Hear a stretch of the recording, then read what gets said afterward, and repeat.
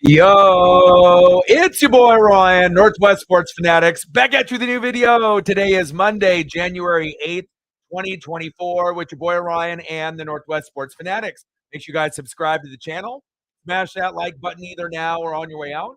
Donate to your boy if you can, Cash App, $ ORIONNWSF, or the YouTube Super Chat right here. We have the College Football Playoff National Championship.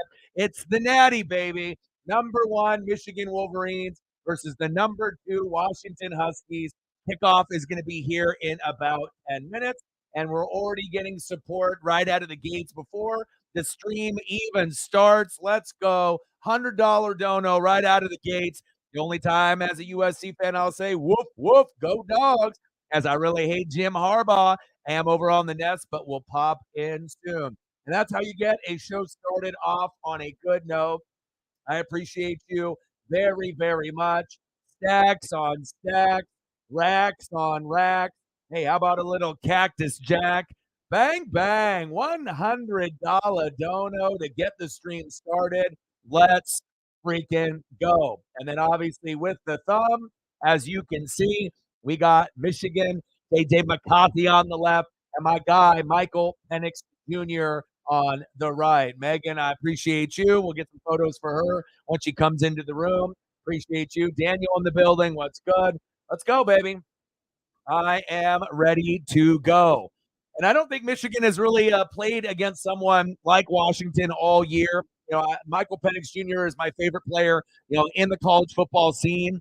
Even being an Oregon fan, Bo Nix was great. But I've been on this Michael Penix Jr. bandwagon for years now. And I can kind of,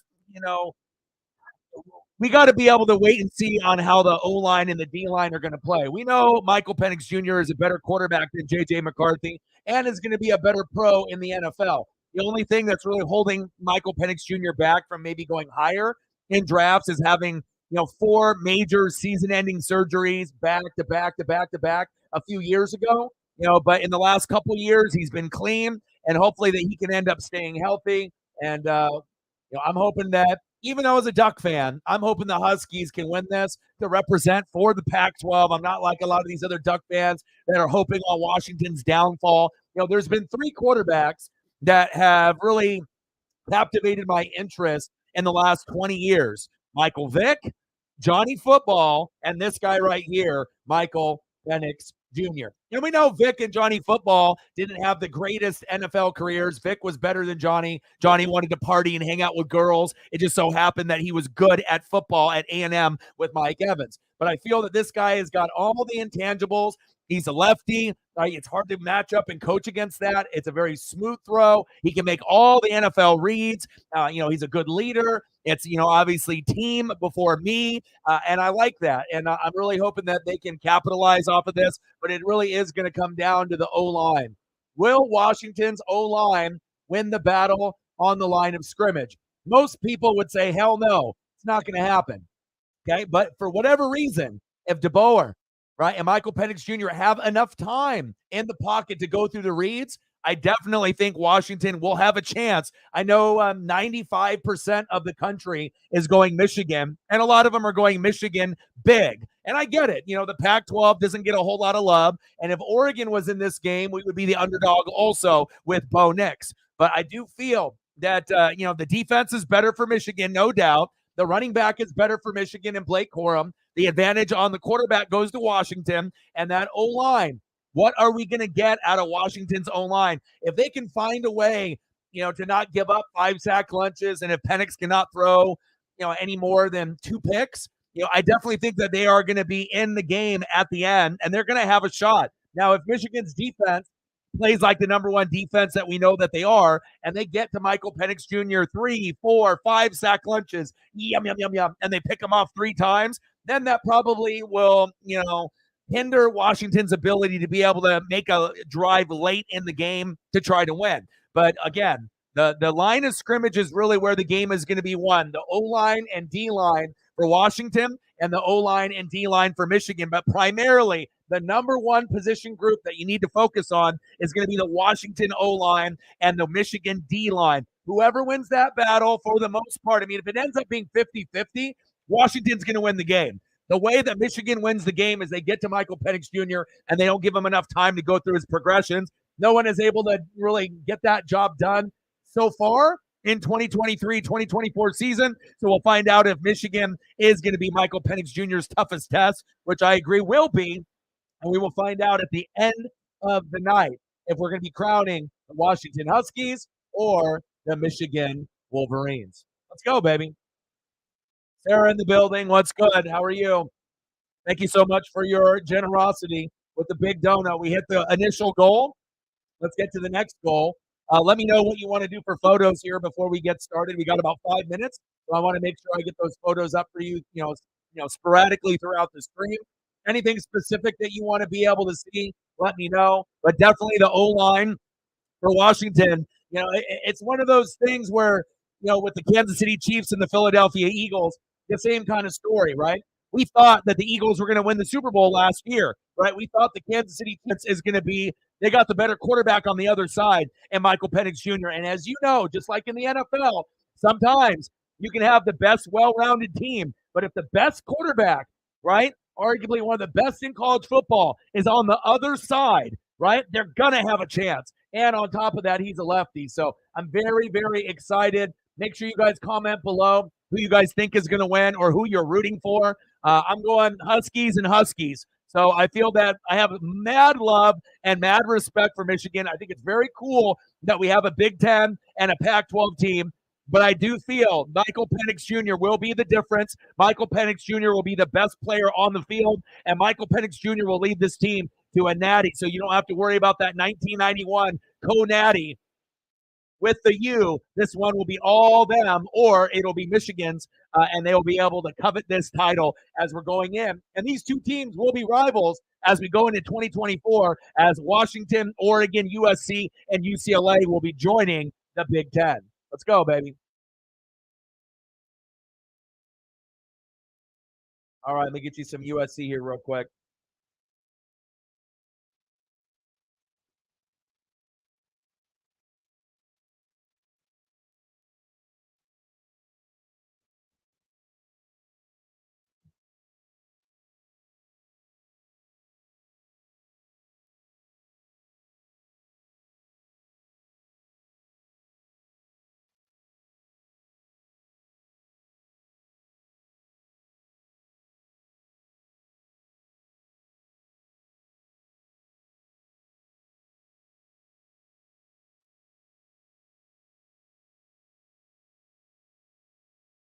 Let's go, baby.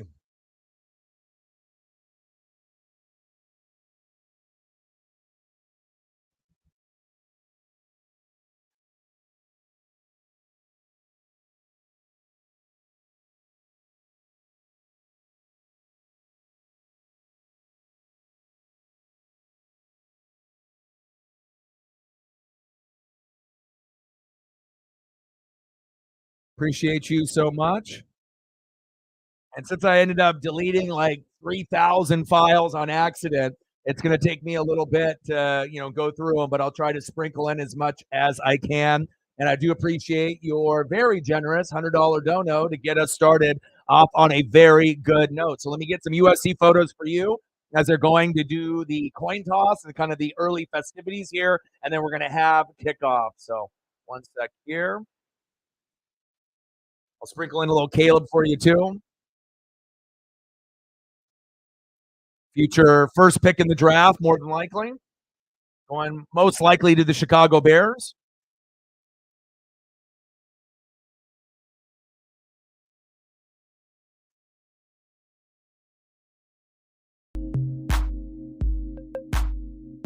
Appreciate you very, very much.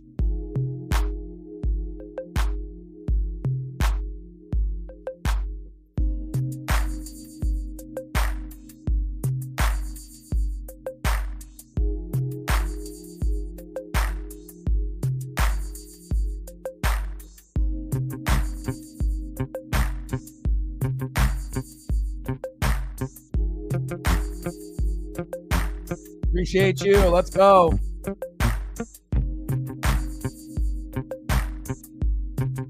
Michigan will receive.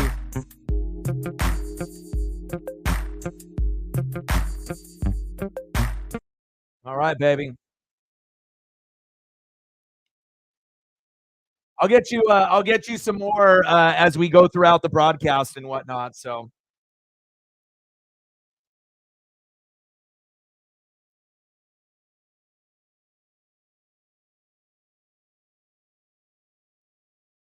thanks to Cyberpunk and Sarah and everyone else helping out on the Twitter side as well. And it took me a little while to go through a design, to be able to come up with this. And I was trying to find NRG. I was trying to find, something that would be either inside the stadium or outside. But I decided, you know what? Let me just go to H Town and go to a backdrop of Houston and, something bright and colorful. And then I was like, where the hell am I going to place these Natty trophies as well? And I like symmetry as well. And I think it ended up turning out pretty good. On the left, number one, Michigan Wolverines with J.J. McCarthy. And number two, Michael Penix Jr. and the Washington Huskies. Both teams undefeated. Let's freaking Kraken go. Let's go, baby.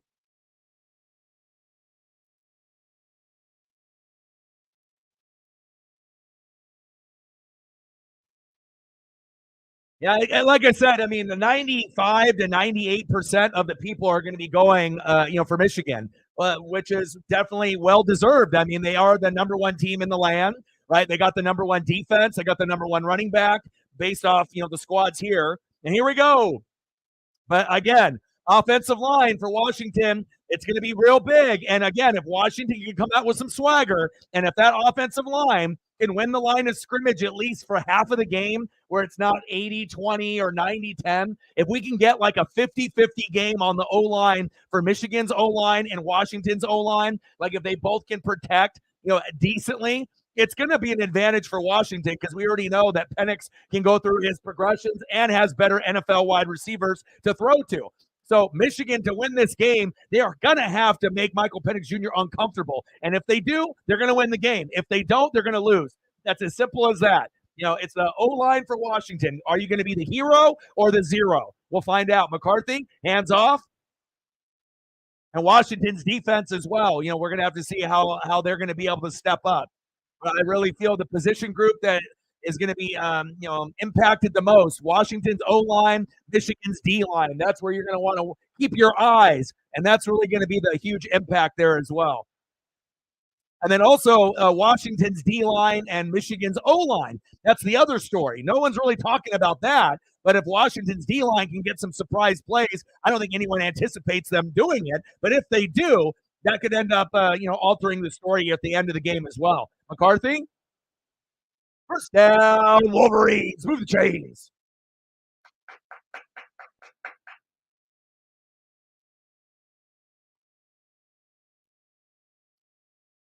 Let's go. And I got all kinds of backgrounds for the game as well. So we may sprinkle in a couple other backgrounds, but I wanted to match it based on Penix on the left and Corum on the right. But I got a couple others I'll show you that I have as well. Shotgun set, McCarthy, hands off, Corum. So we got this one right, and then we also have this one right? Where we got the Washington and we got the Michigan with the coaches, right? And you got Corum there. And then we got another one that I was going to use in this one, but it's flip flop with Washington on the left, as you can see in the scoreboard, but it's got Michigan players. So if they would have done Michigan, Washington with the scoreboard, then I probably would have, used this one, but I want the symmetry to stay the same. But I do like this one the best. But again, we want to make sure we have Michigan with Michigan, Washington with Washington. So we're going to go here. I got options, baby.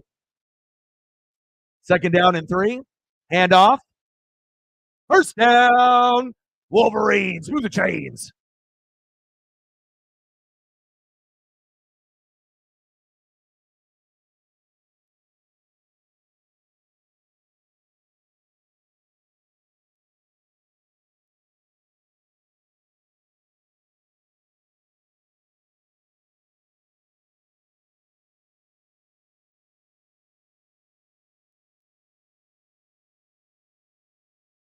Let's go, baby. Michigan offense looking very, very good. against this Washington defense, which is a little suspect. Washington's defense and Washington's O-line, they play in spurts. So they're not going to play great throughout the whole game. They're going to give up plays, and Michigan is very, very, well balanced on the offense and the defense. There's a reason why Michigan is heavily favored in this matchup. But again, just like with the Kansas City Chiefs and the Philadelphia Eagles, the Eagles had the better offense, defense, the overall product, but the better quarterback, when in some people's eyes was Mahomes, even though we know that Jalen Hurts was amazing in that Super Bowl year. And anytime you end up having a top 2 quarterback or top 3 quarterback in the land, anything is possible. Shotgun set, first down and 10. Handoff up the middle. Huskies defense looking very lax. Michigan rumbling and a bumbling. I mean, they don't even need to throw the ball. And why would you if you have J.J. McCarthy? He's not really that good of a thrower compared to Michael Penix Jr. So if you know you can pound the rock, have everyone suck up, get 8 in the box, and then do play action, go over the top, that's when the big plays are going to end up happening. But why throw the ball when you can hand the ball off, 8, 9, 10 times in a row and get positive yards every single time? It's like when Michigan ended up playing Alabama and they started off throwing the ball when McCarthy had that pick on the sideline, but the Alabama players stepped out. Like, that was very unusual. It's not their type of, gameplay and style. McCarthy, get him, yeah! It's 12 noon, you know what time it is. Time for a Husky sack lunch. Yum, yum, yum, yum, yum, yum. Yeah, I think McCarthy's overrated, to be honest. I don't think he's that good. Like, I don't think he's going to be a good NFL player. Like, I think he'll be, like, average, maybe above average, but I don't see him being like a franchise QB. When I look at him, I don't think Trevor Lawrence or CJ Stroud. Like, if I'm going that route, that might be, Drake May, Caleb Williams, Michael Penix Jr., maybe someone like that. But I don't think he's terrible. Don't get me wrong. I don't think he's terrible, but I don't think he's as good as people think he is. He can still make plays, but he is prone to fuck ups too. I mean, why do you think they hand the ball off so often? Uh-oh, breaking down the sideline, the 10, the 5, touchdown, Wolverines. Easy peasy, lemon squeezy. This is going to be a good one. Hopefully this game will go up into like the 30s or the 40s. Obviously, we know Michigan's defense is very, very good, but if anyone can, find a way to get, through, those passing lanes and thread the needle, Michael Penix Jr. is going to be the guy. That defense right there by the Huskies. Nice touchdown there by Edwards. Extra point is up, and it's good. 7-0 Wolverines. That was quick. Am I surprised? No. Now, if Michigan would have started throwing the football like they did against Alabama, I'd say, what the hell are they doing? But they finally got back to basics. They run the ball, pass minimally. You don't have to do it a lot. And as long as they're not stopping the run, why throw, right? Keep pounding the rock. There you go. Padilla in the building. What's good? Yeah, I was actually supposed to go to Monday Night Raw today, but this game is on. I had to cancel with my buddy Preston, but he's there right now for Monday Night Raw. A lot of my friends are actually as well. All right, baby, let's go. Let me see if I can get a couple more photos up for Megan with her $100 dono. You guys started off on a good note, which I appreciate you. A little Matt Leinart, a little Young P. We'll get you some Caleb in here as well. Appreciate you very much.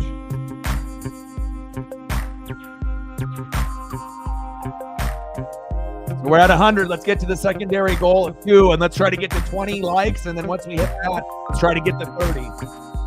Pretty good for the analytics and the metrics.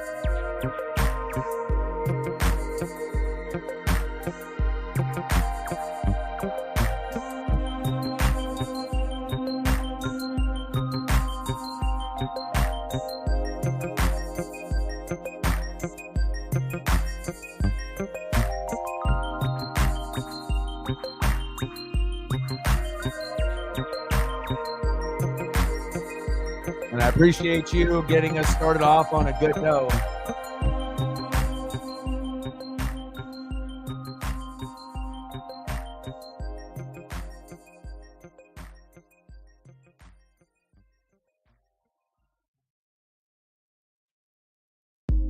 I'm going to try to squeeze in as many as I can here throughout commercial breaks and whatnot.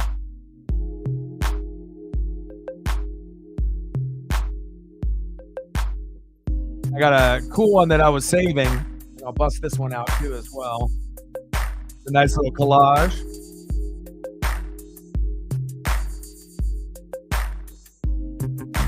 Appreciate you. Anyone that donates will end up getting a little bit of greatness, whatever your favorite team or player is. I really like that one. That one's a little nice. Let's take down your dono here real quick. We can see the whole photo. Ooh, oh, baby. Let's go. That's my favorite one. I was saving that for you later today, but I figured let's just bust it out now.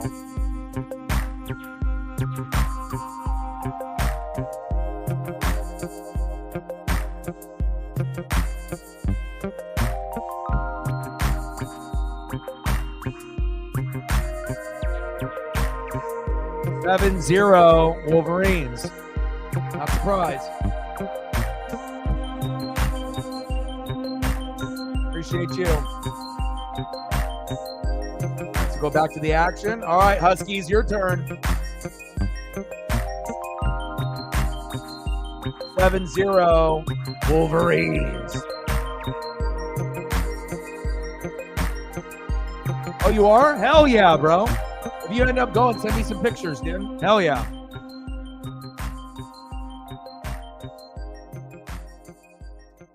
(7-0) Michigan. I wish they would have flipped the scoreboard for Michigan on the left and Washington on the right. That way I was able to use this one. But obviously when you have Washington's logo on the left and then the Michigan players and then you got the Washington players on the right, you know, it's like I got to make sure I'm keeping it all with good symmetry and all. But this was the one I was planning on using. But sometimes you got to, you know, make a quick adjustment. And then we got this one, which was just like a backup, and then obviously the main one. All right, baby, here we go. First down and 10 for my favorite quarterback in college football this year, Michael Penix Jr. And I've only had 3 that have, you know, really, influenced the way that I look at football. Michael Vick, Johnny Football, and Michael Penix Jr. Not that I didn't like Bo Nix or anything like that of being a Duck fan. It's just that I love lefties. You know, there's a different type of strategy when you go against a lefty, and it's about damn time we have another lefty in the NFL other than Tua, and someone that can be better than Tua, better than Michael Vick. Maybe not as good as Steve Young, but close or a little bit under Steve Young. That's what I'm hoping Michael Penix Jr. can be for the Vikings, Buccaneers, or whatever team that ends up drafting him. I think the Vikings would be the best fit. Jay Jetta, Addison, Madison, Hawkinson, and Michael Penix Jr. Purple on the Huskies, purple on the Vikings. They need a quarterback. There we go. I would take them on my Bucks as well, but I think the Vikings would be the best fit. That way we get a Tua in the NFC as well. And then when we end up getting Vikings and Dolphins, a lefty quarterback versus a lefty quarterback, it's must-see TV. It's crazy to think that we only have one lefty in the NFL. But I am a Duck fan, and I am rooting for the Huskies today. You know, it's Pac-12, Pacific Northwest. Last year of the Pac-12's existence, let's go out on top. We already know Michigan, Ohio State, Georgia, Bama are typically the Final Four almost every fucking year. And if it's not them, it's like an LSU team with Burrow, Jay Jetta, Jamar Chase, Clyde Edwards-Helaire, or like a Clemson team with Trevor Lawrence. So this is kind of nice to see Penix Jr., going against Michigan, something a little bit different. And this will be a beginning of a rivalry that will start off and be very heated as Oregon, Washington, USC, and UCLA join the Big Ten next year. Let's go, baby.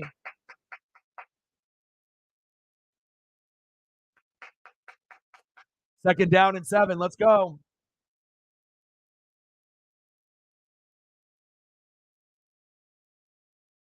Shotgun set.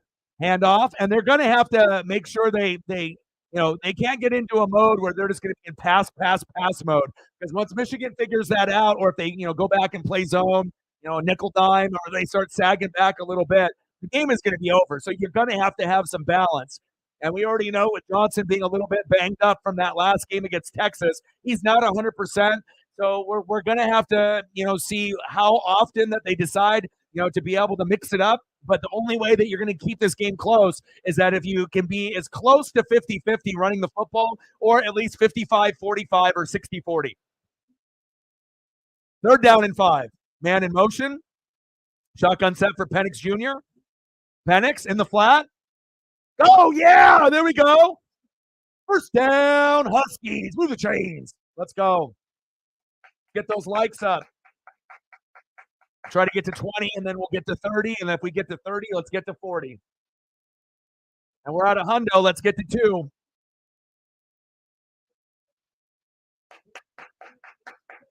Let's go, baby. Lots of NFL talent. Trips right. Shotgun set for Michael Penix Jr. And I feel that, if Michael Penix Jr. has time, he will be the best player on the field today. And they got 2 NFL receivers in Jalen McMillan and the best one, Rome Odunze, which is just like Bo Nix and Troy Franklin. They are deadly.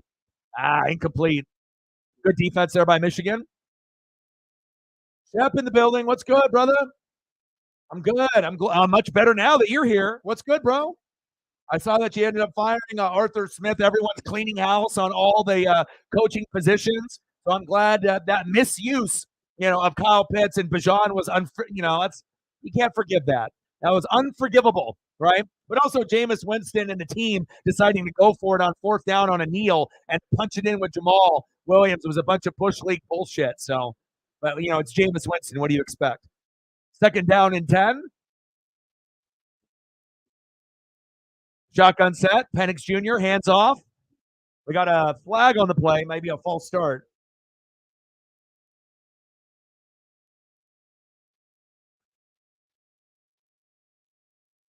He was never good enough to be your coach anyways.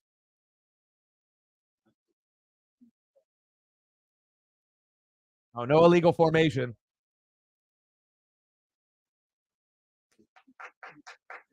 Yeah, and like I said, comment, let me know where you're from. Shout out to all the people that are watching on Twitter/X. And if you don't feel like commenting and you just want to be able to watch the game along with us here, that is totally fine. But if you can do your boy a solid and, just take 1 second and hit the like button, regardless if you're not going to dono, you're not going to comment, you're not going to share, it's the least you could do to help us out with the algorithm. And then hopefully we can end up getting some more people in here. I'd greatly appreciate it.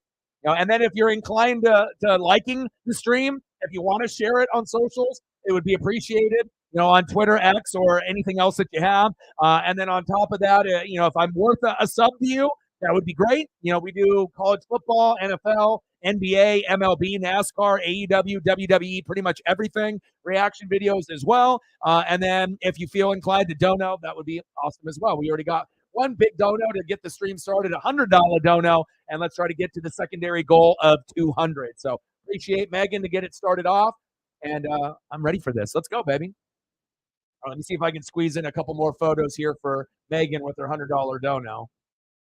And anyone that does donate, I can always throw up, whatever your favorite things are, team or whatever it may be. So let me go in here real quick.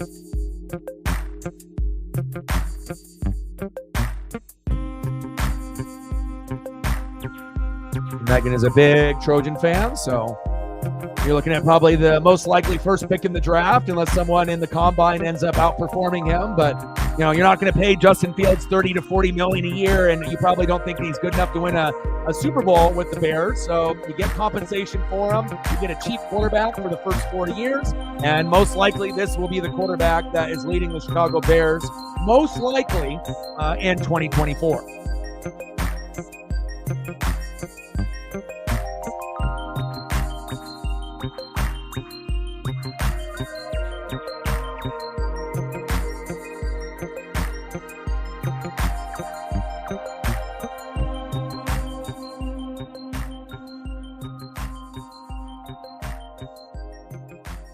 All right, back to the action.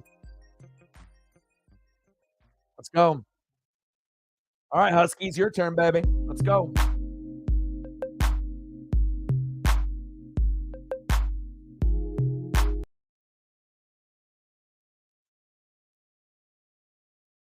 Eighth pick in the draft.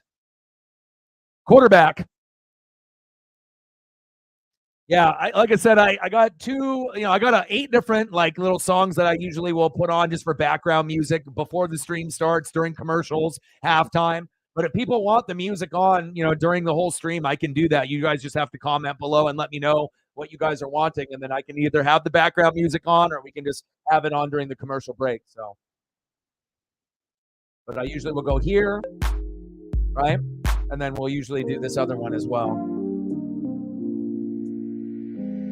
But we can end up going into commercial break for those. Get back to the action.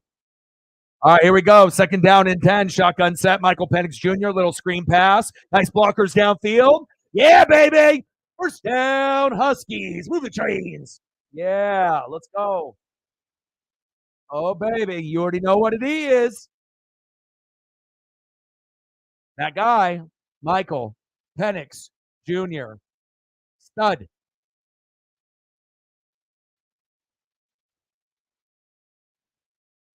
8 more likes to 20. Let's get there. Shotgun set. Penix Jr. avoids the rush and complete.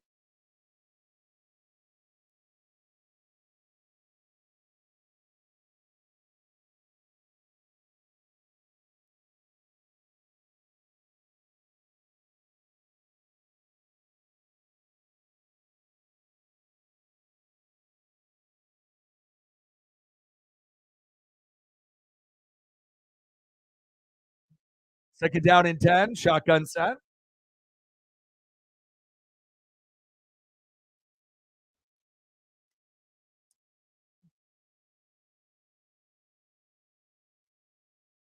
Four wide. Man in motion. Shotgun set. Little jet sweep to McMillan. Around the edge. Almost a first down marker. Drag the defender out of bounds, but no flag, and there shouldn't be. Let's go, baby. Let's go, baby. DeBoa. Penix Jr., show me. It's your turn.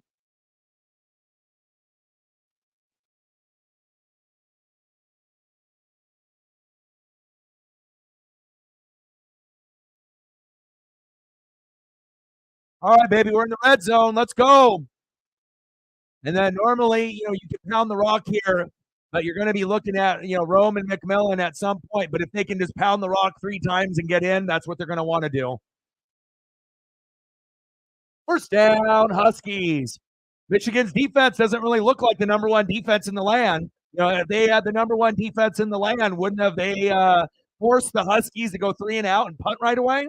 So Washington showing that they can hang with the supposed number one defense in the land. Handoff.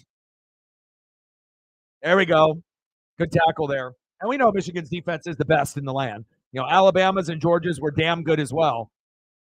And we got to be able to see how this Washington O-line is going to step up to the challenge. Because so far, so good with the O-line. Because they already know that this defense is a handful. They got good depth, not just the starters. So, they're going to have to get in their bag, not get too cute out there. They can throw in a trick play here and there, one maybe per half. But you want to make sure you're staying to your game plan. Don't start playing like a team that you're not. Be the Huskies. End around. Wait for your blocker. No, I didn't wait for his blocker there. This might end up being a field goal attempt. Bo Nix, yeah. I don't know. Bo Nix to Denver would be a better fit than Bo Nix to the Falcons. Fields would be a better fit for you, for the Falcons if it's just going to be temporary for like a couple years until you figure out he's not good enough to lead you to a Super Bowl. But at least it'll put butts in the seats. But Bo Nix is going to need coaching. So if they decide to get rid of Ross, which they are, and if you have Sean Payton, Bo Nix might be the guy, So Denver getting Bo Nix, Penix Jr. going to the Vikings. I could see a fit like that. Drake May to the New England Patriots, Caleb to the Bears. But again, there's always going to be a surprise team that's going to trade up. Like maybe the Washington football team, Washington Redskins, the Washington. You already know what it is. Maybe they decide to do something. They're going to be very active, on their coaching upgrades, management upgrades. So we'll see where the Commanders end up going, but I wouldn't be shocked if they move on from Sam Howell and go somewhere else. Let them know. Let's get those likes up, especially with the amount of people that we got in the room. And then hopefully we can get a few subs off the stream as well. All right, let me get some more photos up for Megan as well. And then once we get another dono, I'll be able to help out with that too. All right.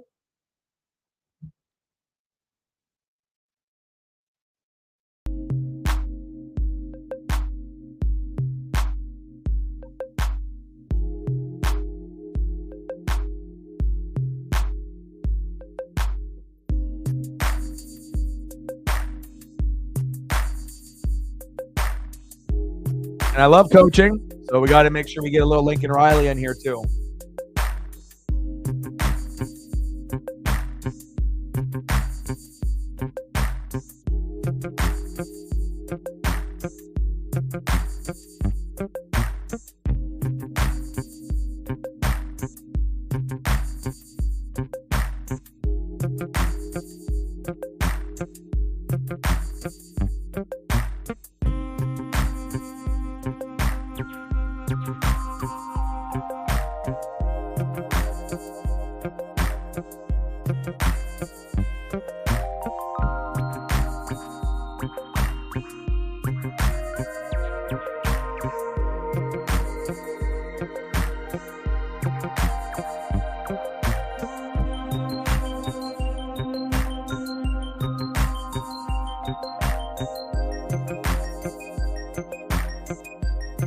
And we will be doing Kraken tomorrow.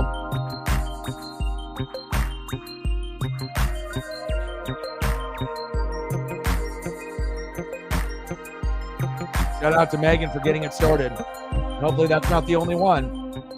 Elliot in the building, what's good? You know your boy always loves all your posts. You know, I'm a positive guy, you know what I mean? I'm always making sure that I'm looking out for everybody.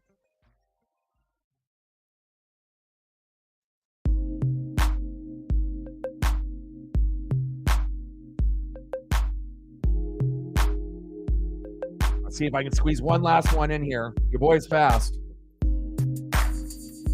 Let's go. Appreciate you very much.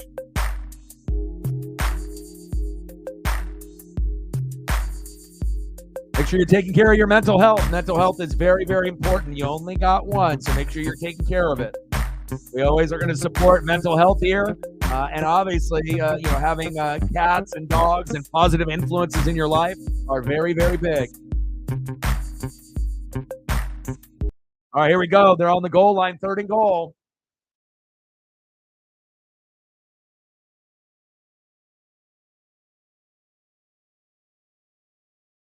Third and goal. Shotgun set. Penix Jr. steps up in the pocket and complete. And that's one thing also, too, with lefties, and that's why I love lefties so much, especially when we get them, not that often, is that you got to think, if you're a right-handed quarterback, right, the left tackle, blind side, is going to be that main position besides the center, and you have to be able to game plan towards that. When you're a lefty, it's no longer the left tackle, it's the right tackle. So think about how many coaches in the NFL and college football actually have a left-handed quarterback on their roster to game plan for a lefty. Most don't. Most first, second, third string aren't going to have a lefty there, let alone a lefty that's as good as this. Field goal is up, and it's good. Good defense there by the Michigan Wolverines. Almost missed that field goal. Just past the crossbar. 7-3 Huskies. Not exactly what they wanted. Hey, but they'll take it. They're going against the number 1 defense in the land. 7-3 Wolverines. Well, baby. My favorite quarterback in college football. Good game so far. Nice job. All right, JJ McCarthy, your turn, baby.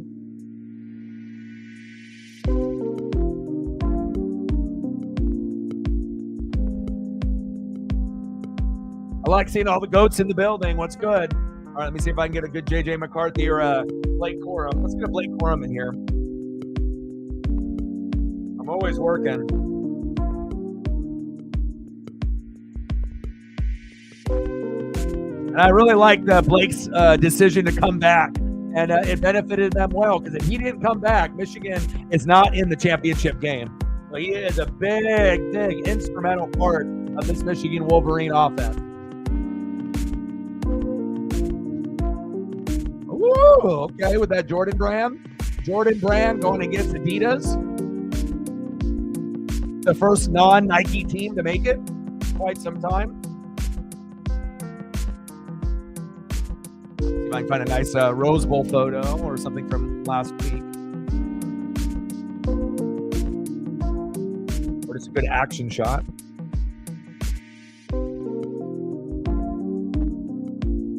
I can grab that and see if I can get a JJ McCarthy in here as well.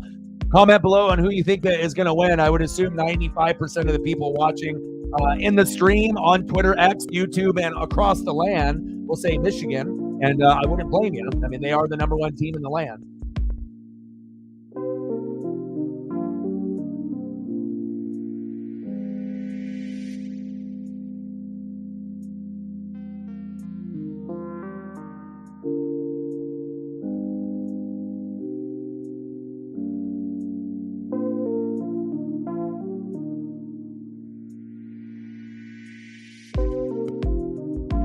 Your boy fully produces the show on the fly. No one's helping. So it takes a lot of effort to be able to do like a work of 3 different people by myself. But, I'm always going to grind it out for y'all.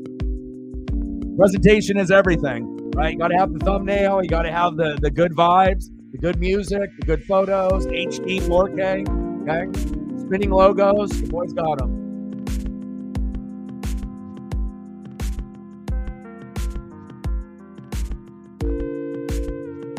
All right, JJ, your turn.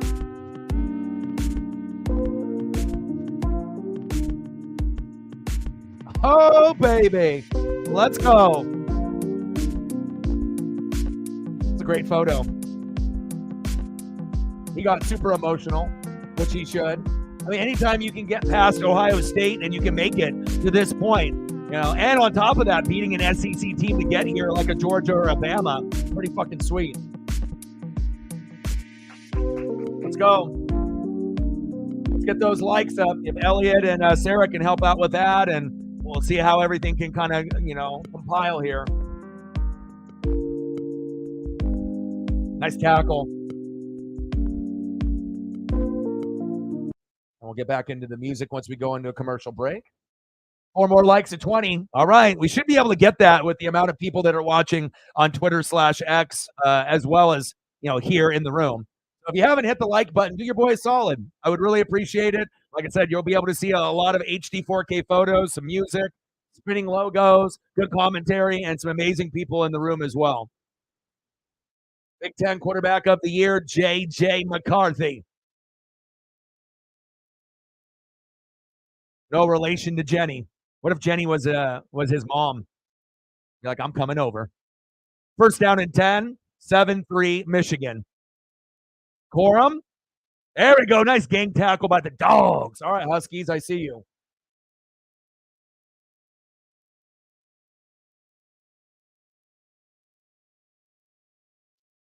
Elliot helping out on the Twitter X side. I appreciate that, man. I love it. I don't even have to ask you to do it. You just do it because and I appreciate that.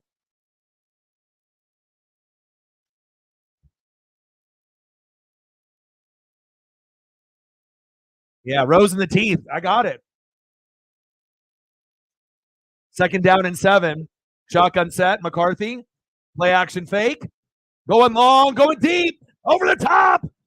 Oh, baby. Down the sideline. First down. Wolverines. Move the chains. That was a great play because it's like pound the rock, pound the rock, pound the rock. And then you just don't know when McCarthy eventually is going to go play action, right? Because obviously everyone on the Husky side assumes that Corum is going to get like fucking 30 touches, right? What a throw. Leading the receiver as the Huskies are there, sitting there in a little soft zone. If you're going to go man and zone, you got to make sure you know what you're doing there. It looked like a part of the coverage was in man, the other half was in zone. Oh, almost intercepted. What happened to my hands? Incomplete. That was an amazing throw. A lot of transfers are going to Georgia. A lot of transfers left Georgia. But, yeah, you're going to get some back. You're Georgia, right? I mean, it's going to be a matter of time before Georgia or Bama probably wins a championship again. But for at least this year, it's nice not to see an SEC team in there. It's like, I didn't mind the LSU team with Burrow. I love that team. But, again, unless you're a Georgia fan, like Shep or like a Bama fan, that's fine. Oh, the 30, the 20, the 10, the 5, touchdown, Wolverines. What happened to the defense of the Huskies? Edwards, my goodness, exploiting the defense. They need to figure out if they're going to be going in man or zone, not a combination of man and zone, because it's not fucking working. Extra point is up, and it's good. 14-3, the best possible start you could have for the Wolverines. Nice job. Nice job.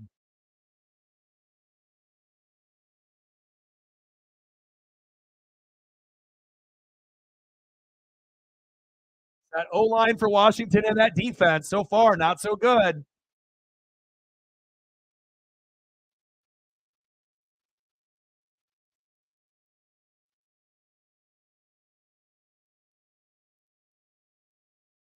Hit him with that jumbo package, bro.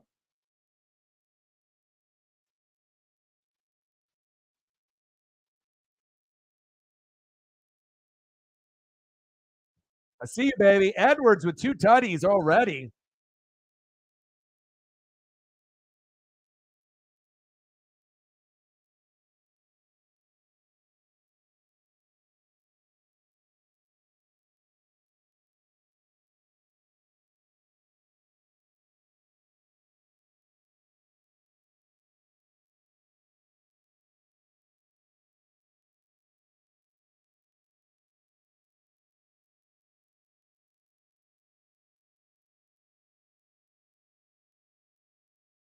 Proper adjustments need to be made. Otherwise, this is going to be a blowout. We already know Michael Penix Jr.'s got a great arm, but again, for him to be able to go through his progressions and to be able to catch up, the O-line and the defense for Washington can't play like that, because if you keep playing like that, Michigan's going to be pacing for 50, and there's no way in hell you're going to be able to come back at that point. Big drive here for the Huskies. All right, Washington, your turn. Your O-line and your defense, kind of shaky. Kind of shaky so far. I still believe that you can come back, though. All right, Michael. It's up to you, Bubba.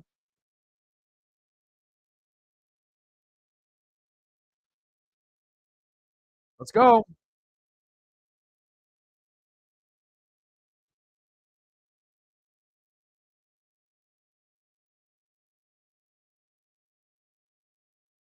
(14-3) Michigan. I'm not surprised on the beginning of the game, really. I figured Michigan was not going to pass as often. They would pound the rock and test Washington to see if they could stop them. Go, baby, go!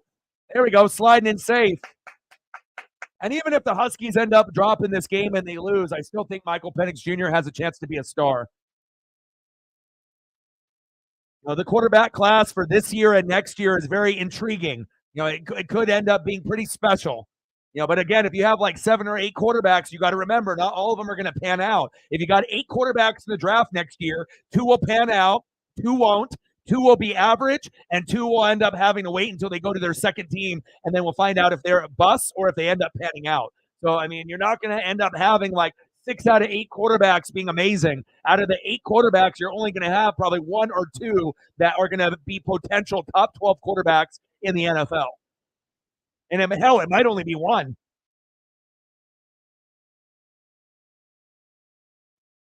And they got some good competition to be able to match up to, like Trevor Lawrence in the last couple of years and C.J. Stroud this year. And obviously, we know AR, when he comes back, he'll be pretty nice as well. 3rd down and 5. Trips right. Shotgun set. Pressure up the middle. McMillan. Try to get that yardage. Good defense there by Michigan. Good defense there.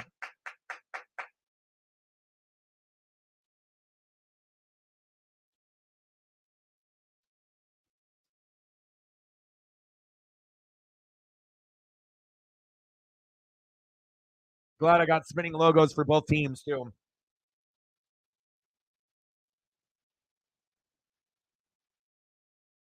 The number one thing is, if Washington loses, we don't want to have them get blown out. We want it to be a good game. It's like a lot of times when we would watch Alabama or Georgia in the Natty going against like an Ohio State, where the game would be, like maybe somewhat close, and then all of a sudden in the 3rd quarter, Alabama or Georgia's up by like 30, and I don't want to see that. So Washington needs a turnover desperately, or at the very least, don't give up a touchdown. Hold to a field goal. If you're not going to be able to stop them, Stop them to at least a field goal if you can't stop them from getting into the end zone. But the run defense for the Huskies, not good.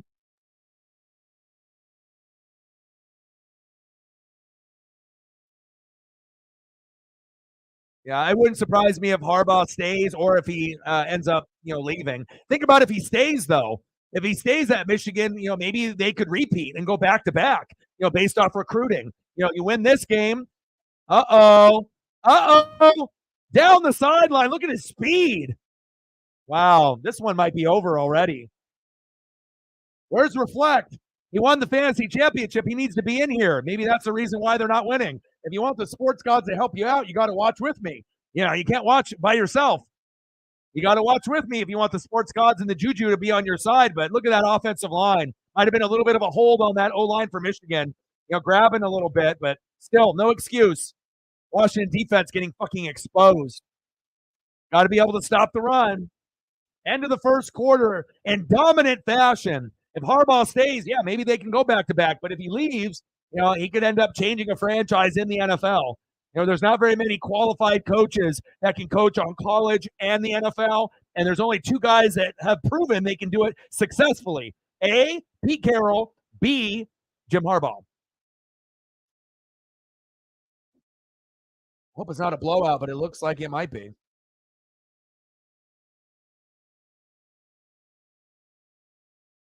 Edwards and Corum, they don't got no answer for either one.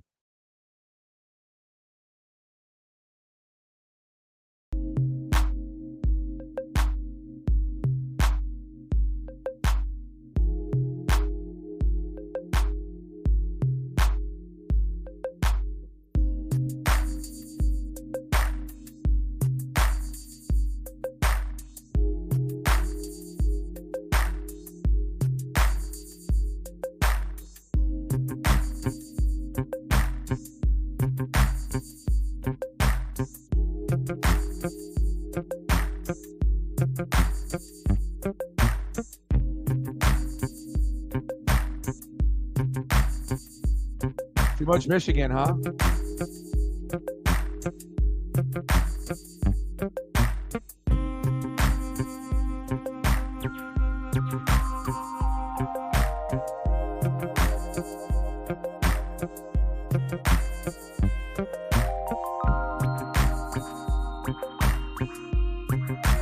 Electric start. 3 more likes to 20. Let's get there. Let's try to get to 30 on this stream. And then if we can get that, let's try to get to 40. $100. Let's get to 2.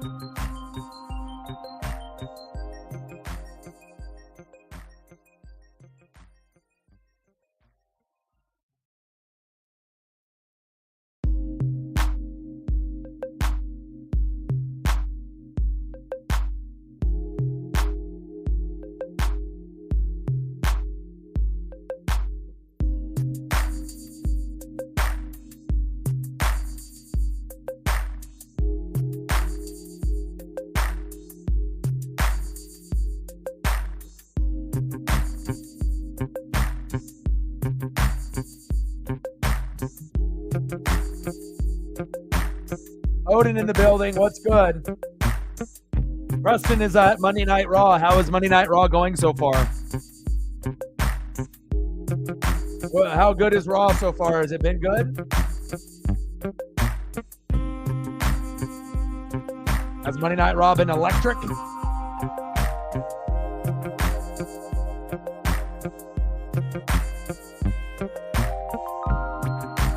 Michigan looking like they're about to score again.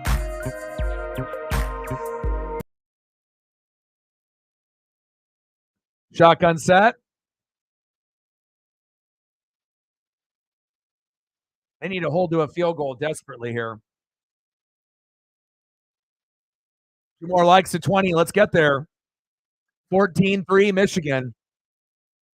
McCarthy, Edwards, Corum. I mean, the only downside is maybe Michigan's wide receivers and tight ends aren't, as maybe high profiled as their quarterback, running backs, and their defense or their head coach.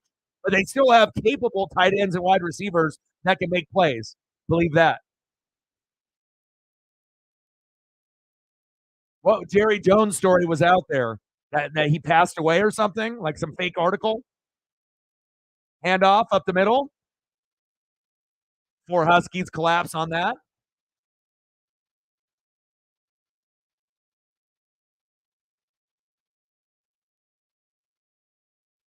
Okay, no problem. Let me know when you come back, and I can get you some more photos, like at halftime, if you want some Seahawks or some Kraken or what you're thinking.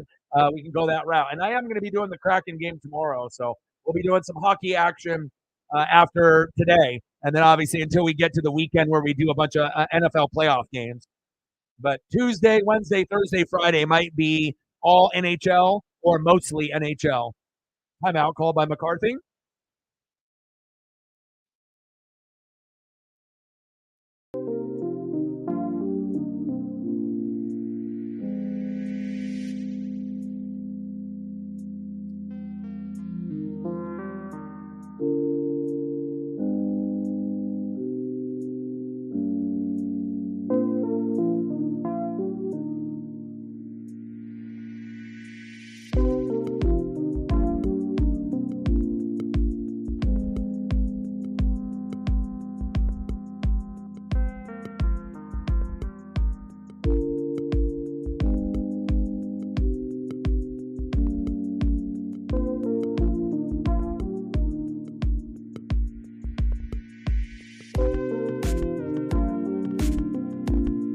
I hope you feel better.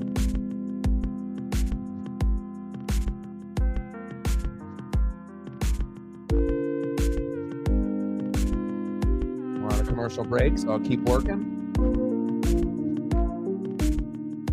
Sprinkling a little bit of this, a little bit of that. Michigan against Iowa there in the Big Ten championship game.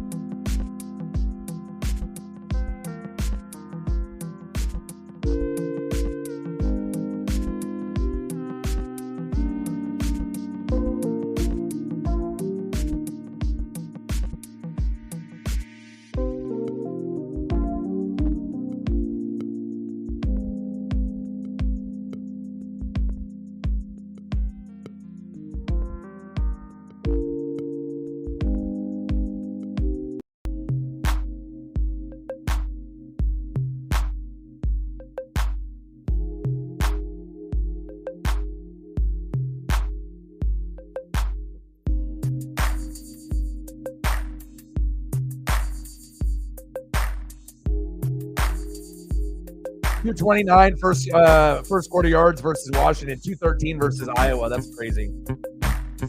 Well, we already know Washington's defense is suspect in their O-line, so that was really going to be a big key.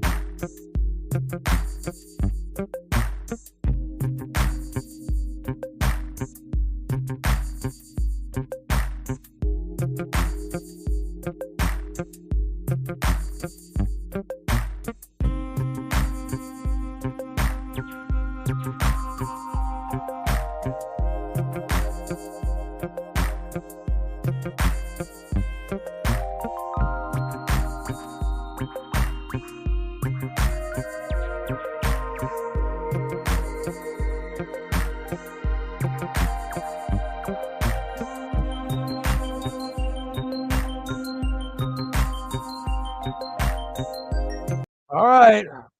Key drive here.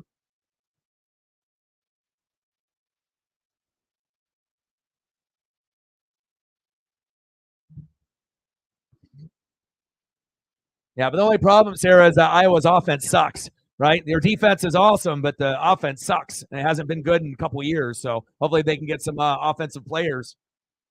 Pass incomplete. But much better defense in Washington, that's for sure, Iowa. I mean, Big Ten teams typically, the ones that towards the top usually have pretty good defenses. Typically Michigan, Ohio State, Iowa. And then every once in a while, Penn State or another team, depending on who they have on their roster. 4th down and 4. Field goal is up. And it's good. 17-3, Michigan.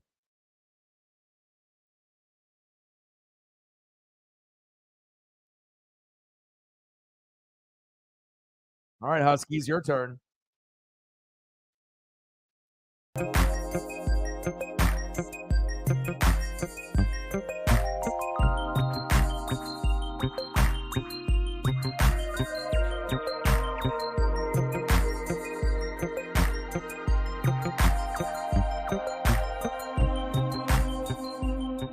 All right, Michael, we need you now.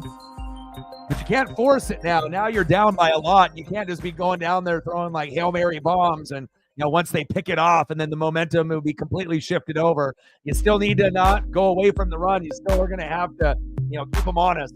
And hopefully they do, unless they end up just going spread formation the rest of the game. But I don't see Washington coming back and winning in that type of strategy. So.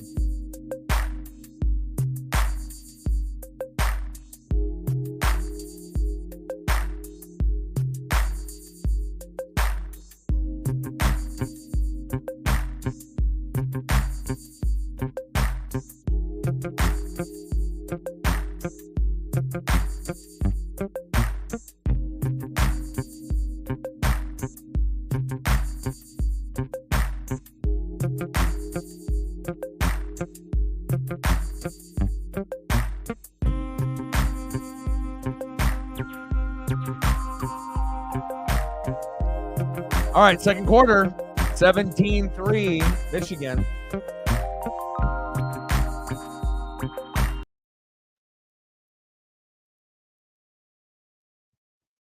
Well, when Washington is good, they're able to run the football like they did against the Ducks. You got to be able to run the football, and that opens up the pass. But again, if you're going to give up on the run, you're pretty much giving up on the game. So you have to, even if you're only getting 2 yards at a time, 2 yards here, second down and 8, 3 yards here, third down and 5. That's better than having it be third down and 10 and going pass, punt. So there we go. Get Rome the ball. First down, Huskies. But again, at some point you are going to have to, throw the football on first down and second down. You just can't go run, pass, run, pass, run, pass, run, punt. Sometimes you're going to have to go pass, run, or play action on first down. You're going to have to mix it up a little bit. And you're going to have to be able to go deep and test the corners and safeties of Michigan. That's how you get back in the game. Roam deep. We already know what that looks like. Penix Jr., Rome, one-on-one, touchdown, Huskies. Penix. There we go. Jalen Polk. Judah, my boy. What's good? You got any betting going on today?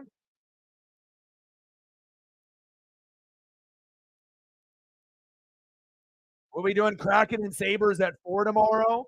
And then we'll do Golden Knights and Avalanche on Wednesday at 7 on TNT. That'll be awesome. Thursday, we're going to do Kraken and Capitals at 4, so kind of early games. And then on Friday, we'll probably do Predators and Stars because it's Flyers and Wild, and I think I'd rather do Predators, Stars. Or on Friday, we might do the NBA, maybe. I'll have to see who's playing. I'm looking right now. Blazers, T-Wolves. So we'll figure it out. Maybe NBA on Friday, or maybe we'll just do NHL the rest of the week for Tuesday, Wednesday, Thursday, Friday. 2 Kraken games, and then Vegas, obviously in one of those matchups, and then obviously a Stars matchup maybe at the end of the week. So that way we can get the Vegas Golden Knights, Avalanche, Stars all in there with the Kraken. Flag on the play.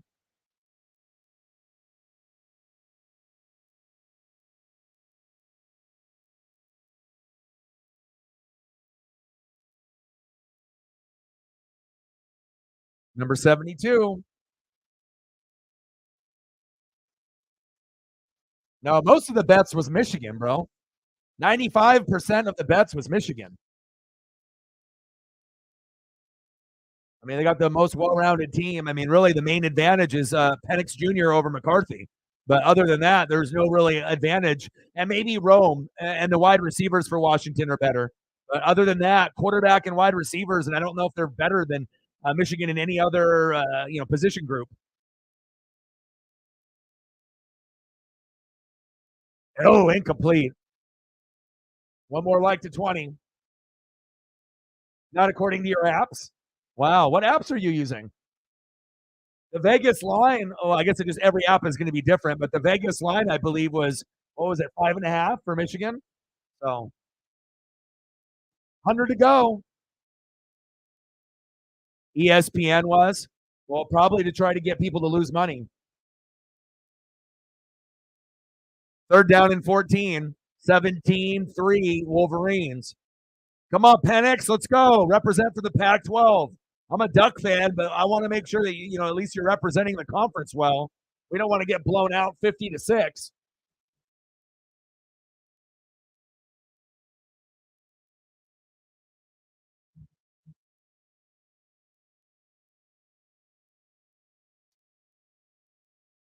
All right, 10 more.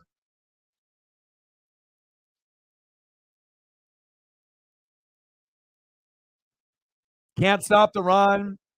Offensive line, you know, not doing a good job. A little overwhelmed. 95% of the fans are Michigan. Besides like Washington's, family members and friends that got tickets to the game. It's very lopsided there. Third down and 19. Penix, the same thing would have happened if the Ducks made this game. We would be heavy underdogs, and the score would probably be pretty similar. Our defense is better than Washington's, though. Maybe we're not down 17-3 at this point. How's good? How is Raw so far, Odin, on a scale of 1 to 10? You're about 45 minutes in so far. What would you say so far? What's the vibe? Is it pretty good? Average? Below average? For Monday Night Raw here in Oregon, which I normally, would have gone with Preston, but I can't miss out on the Natty. Fourth down and 7. Otis and Ivar. Shotgun set. Fourth down and 7. Good protection up front. He's open.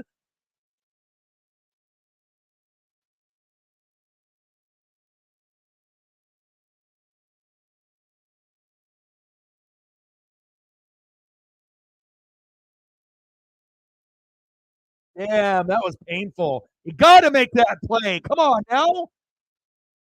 I mean, you're getting your ass kicked here. Wide open. That could have been a touchdown or a big, big gain. Look at this. Nobody there. Safety was drifting over.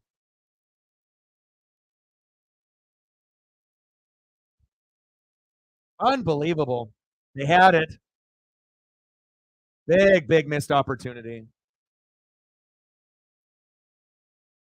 He'll cash it in the second half, but who knows what the score will be at that point. Well, yeah, yes, they did.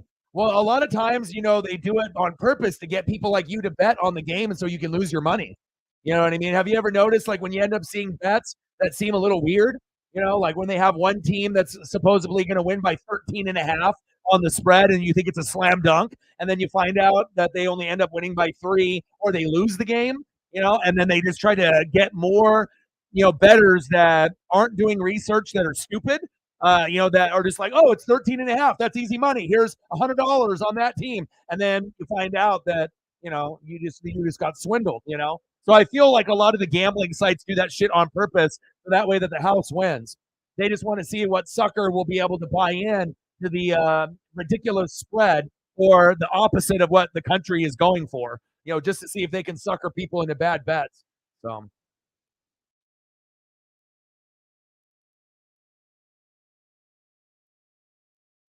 yeah, ESPN doesn't have experts. All they do is they have people that watch YouTube channels like this, and then they steal the information. So they don't have experts there. I mean, unless you think guys like Stephen A are experts, but clearly not.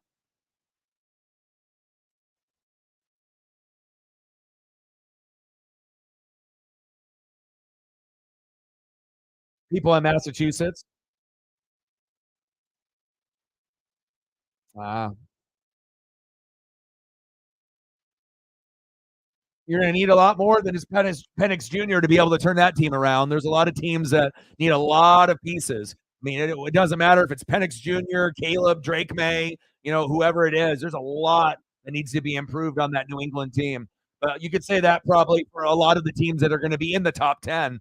There's a lot of work to be done.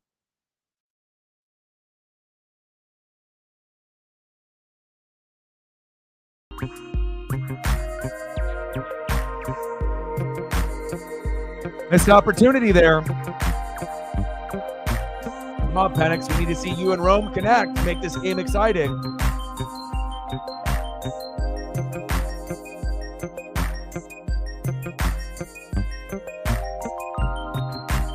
He's not going to miss that throw that often.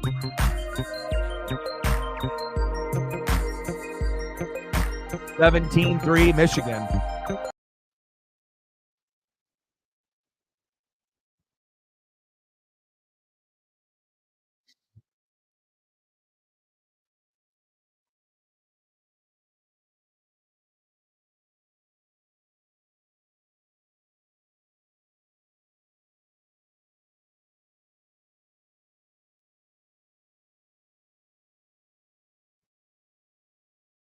Shotgun set. Corum. What's your gut telling you, Judah? Is Billy B gone? Is Belichick gone? Or is he going to be back next year?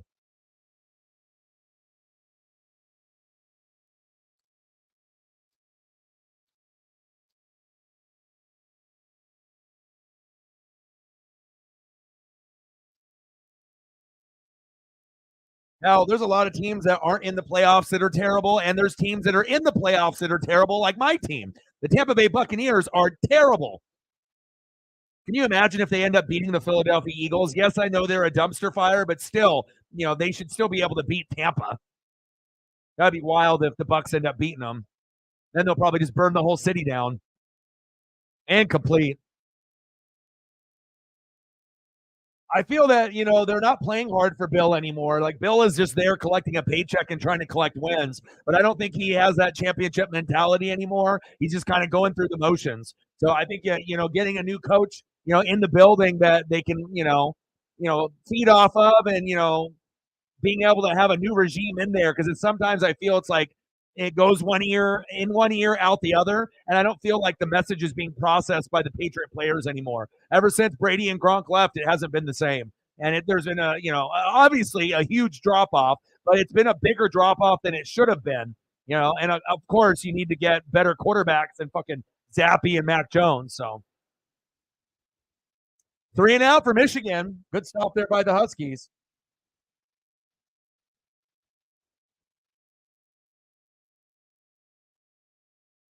Elliot, what's up with Jameis Winston being a fool and going for it there when they were supposed to kneel it? His interviews are hilarious. I know a lot of people are like, oh, they should fire him, like Shay and whatnot, saying, it's me and the team decided instead of kneeling it, we were just going to hand it off and get a touchdown. That's like Bush League shit. But it's Jameis Winston, so what do you expect? He's kind of an idiot. Very immature.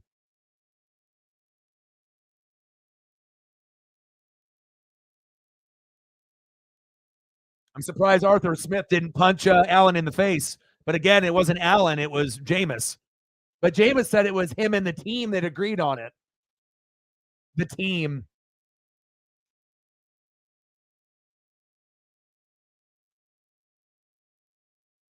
Yeah, but he's not going to retire if he can end up being the number one coach of all time with wins.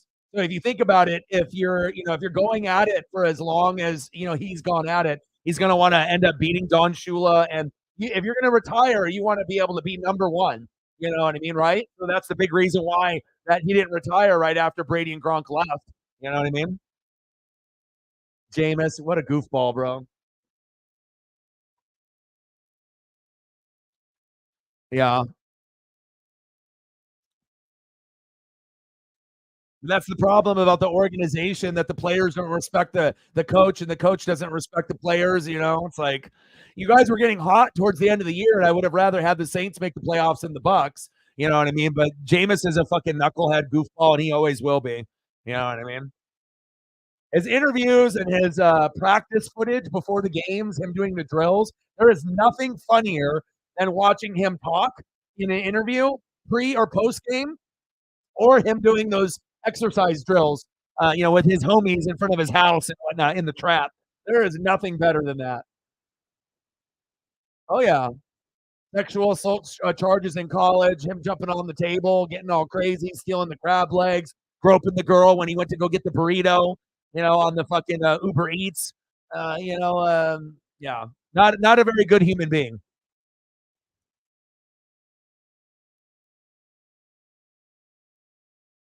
Oh, they did it on purpose. It was a kneel down. The game was over, and they just said, "Fuck it, fuck the Falcons, right? Fuck everyone else. Let's just do it." You know, they're like, well, it's not. What kind of consequences are they going to have? Because if it's going to come down to somebody, it's going to come down to Jameis, the quarterback, or Dennis Allen. Those are the people that are going to get the heat. You think the offensive linemen and Jamal and the wide receivers, they weren't going to get in trouble. It wasn't them. They didn't hike the ball and do that. That was Jameis. So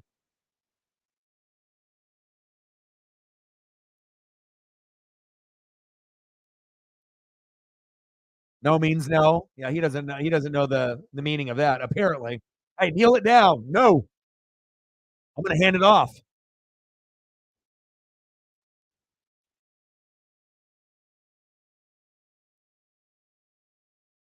Yeah, first down and 10.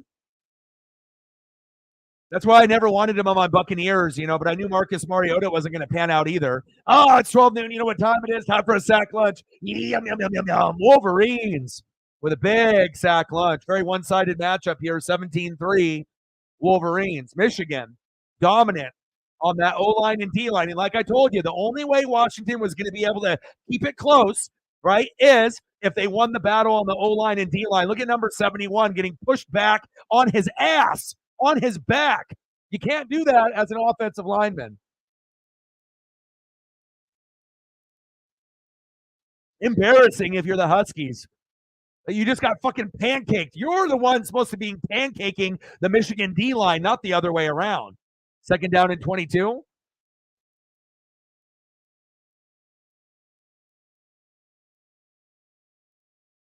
Incomplete.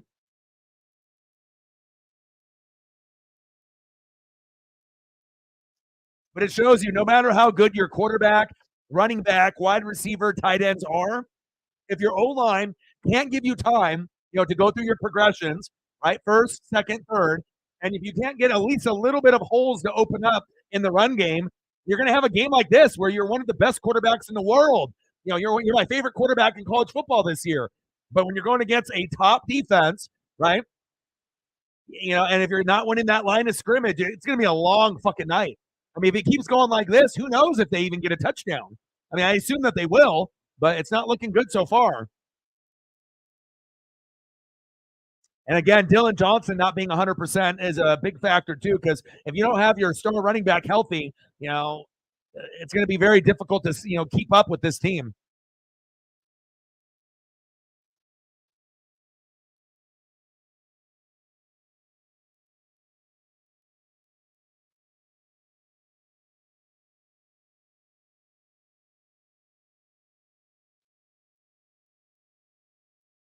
All the Wolverines there with the gang tackle. Come on, Huskies. Oregon wouldn't be playing this bad. I know we would probably get dominated at least at the beginning, but we got better running backs. And our receivers are on the same kind of level. And Bo can extend plays. But again, if your O line isn't giving you time, then John and Jim. Harbaugh Bros. I don't hate him either, but he's not mature. He's a knucklehead motherfucker. I never liked him. Never liked him at Florida State. Never liked him on my Bucks. You know what I mean? He's a turnover machine, but he is a perfect fit for the Saints for what they do there. You know, but he's not good enough to be the starter. So I guess he has to make every opportunity count when he gets in the game, no matter what that is. Coach says, kneel it, fuck it, hand it off, go for a touchdown. Get the coach in trouble. Arthur Smith wanted to knock Dennis Allen out too. Dennis Allen was like, fuck, it wasn't me. It was Jameis's ass.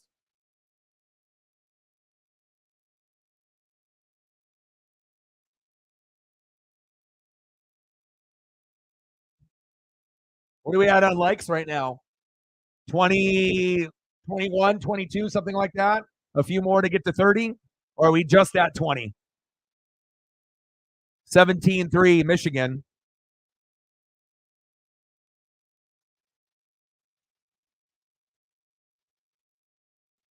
Offensive line. Defensive line. Michigan winning the line of scrimmage by a lot. Well, hell, if Aaron Hernandez wasn't a gangbanger and was like shooting people, him and Gronk would have ended up being the best duo tight end group of all time. Because you got to think, Hernandez wasn't that far back from Gronk talent level wise. I mean, if you watched him at Florida, he was just as athletic as Gronk. Gronk might be able to rumble a little bit more, and the way that he would take his strides. But Hernandez was just as athletic as Gronk. And if they would have been able to give both of those guys opportunities, it might have been the first time where you had both guys, over 1,000 yards at tight end at the same time, and both guys could have ended up getting double-digit touchdowns. Like you could have had 10 with Gronk and 10 with Hernandez. So, it's a damn shame. Moral of the story: don't be a gangbanger. Second down and 8.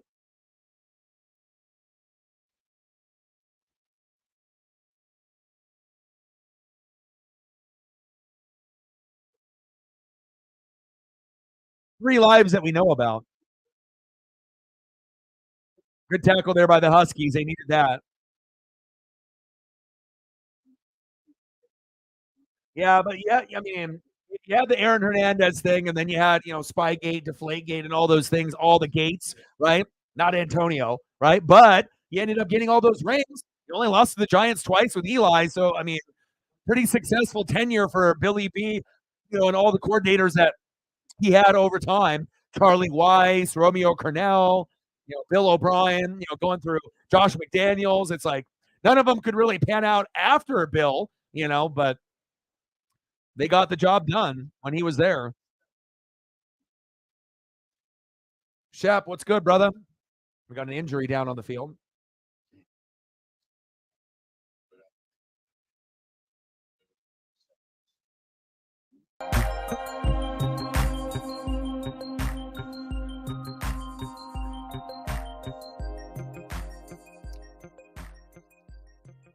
But just imagine if Billy B, was able to control Hernandez, though. Like the double tight end set would be like a thing that all the other teams would have copied. Like in the draft, you already have a Gronk, you already have an Antonio Gates, you already have a Tony Gonzalez, and they're just like, okay, we need offensive line, but fuck it, we're going to draft another tight end, and we're going to do double tight end sets. I mean, how do you stop that? Two wide receivers, one on each side, double tight end set, I formation. Like, how do you stop that? The answer is you don't. I mean, especially if you have athletic bodies like that. Because you got to think, if Hernandez was able to get going, they would have had 2 of the top 10, maybe 2 of the top 8, 6, 2 of the top 5 tight ends at the same time.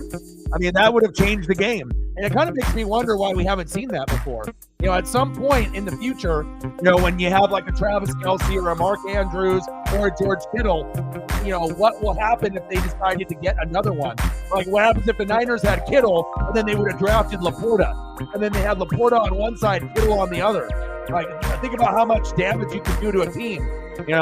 One could be a decoy, both of them could be blockers, both could be receivers. One could be a blocker, one could be a receiver. Like, it's unlimited possibilities.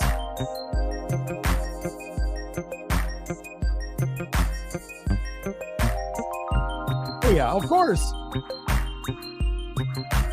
Well, of course he looked the other way because he was also cheating to get a lot of these Super Bowls, right?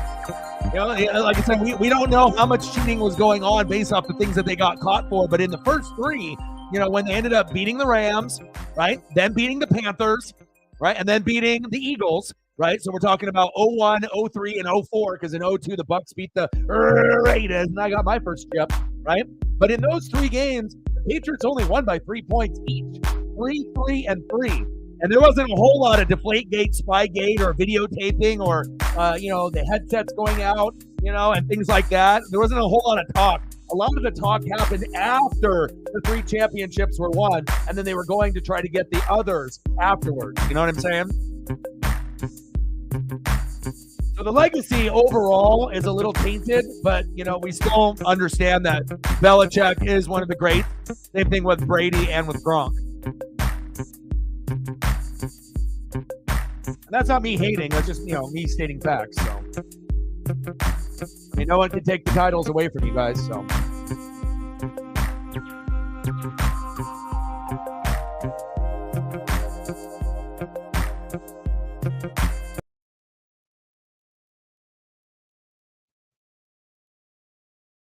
Shotgun set, handoff, up the gut on 3rd down and 8. Good stop.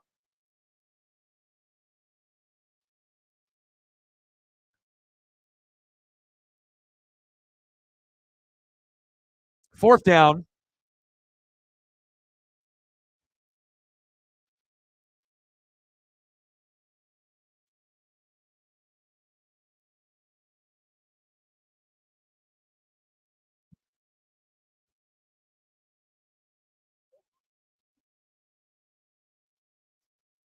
Hopefully we can get some more likes, more subs, more views, and more than one person to donate.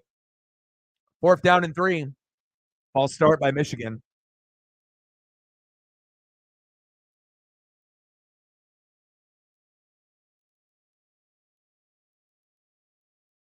Yeah, Ray Caruth.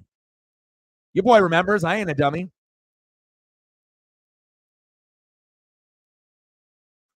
Yeah, on the Panthers. I remember that shit.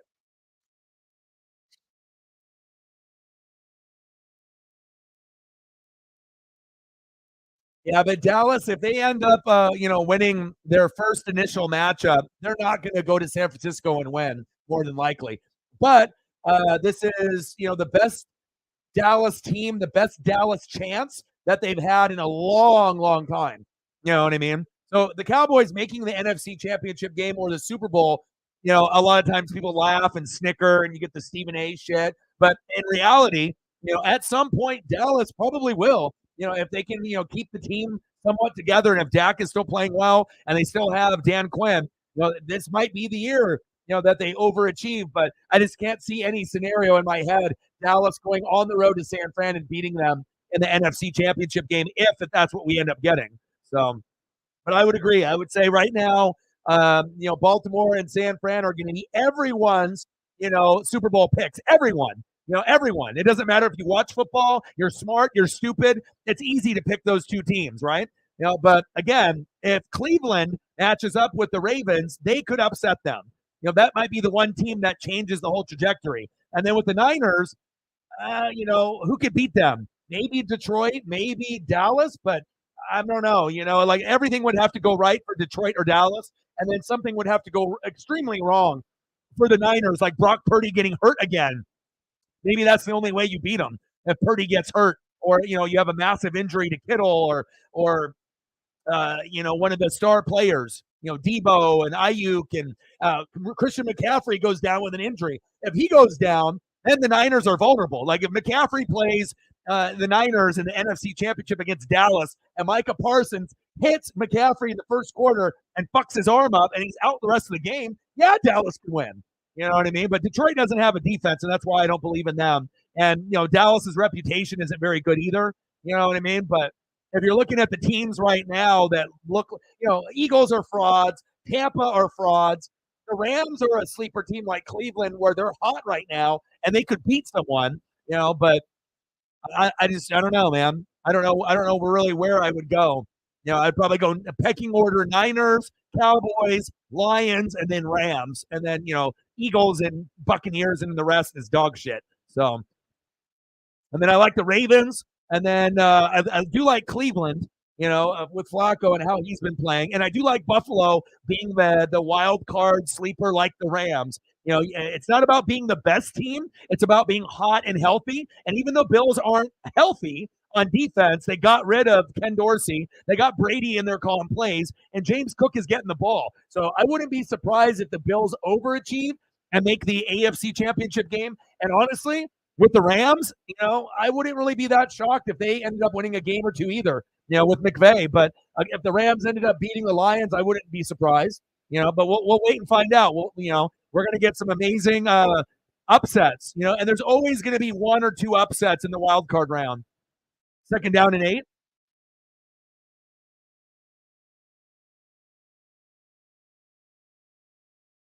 Down Huskies. Like, I don't know if Green Bay is good enough to beat Dallas, but I know Jordan Love has got 18 touchdowns and 1 pick in the last, so and so games, which is hella good. So, I mean, who knows, but anything is possible, even though we know the Cowboys are much better than Green Bay. But if Jordan Love can play 18 touchdowns, 1 pick, I mean, they can compete with anybody. If he's playing like that, any quarterback playing with an 18-1 ratio, they can win. Let it check down. I mean, maybe you just got to dink and doink on this Michigan team. You got to figure it out. But you definitely need a touchdown here. Yeah, well, the Niners can pretty much put anybody at quarterback or running back and be successful. Go back and look. Jeff Wilson, like all these other guys that they've had at running back before McCaffrey, all of them were pretty good. All of them could get to 100 yards. So it's Kyle Shanahan and the system, but also the O-line, and the weapons that they have around them at running back, wide receiver, and tight end.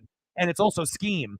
So pretty much the Niners are one of the only teams that can put anybody at quarterback or running back and be pretty effective. If you got a superstar like McCaffrey, then you're going to get superstar numbers. If you put in a guy that's just average, then you're going to get like a Jeff Wilson where he'll get 60 to 80 yards, but every third game he'll go for 100. You know what I mean? Because that's how good the offensive line is. Now we've seen Colin Kaepernick, we've seen Jimmy G. They just weren't good enough. And I'm not sure if Brock Purdy is good enough to win it all, but I think that he's better than Cap, and I think he's better than Jimmy Garoppolo, Pone Star Jimmy. You just can't have a game where he throws 4 picks like he had a couple weeks ago. Penix Jr., floater, PI.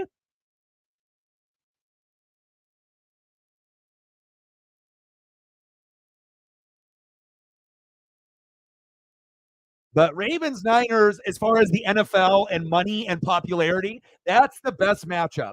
As far as popularity, superstar players, either Bang Bang Niner Gang or Ravens Flock with Lamar, Lamar getting the MVP, McCaffrey Offensive Player of the Year, both in that conversation. That would be must-see TV for ratings. No one wants to see the Cleveland Browns and the Niners in the Super Bowl if that's what we end up getting. You know what I mean? So, I like Cleveland, but it's not a very marketable team. Incomplete. There's the flag.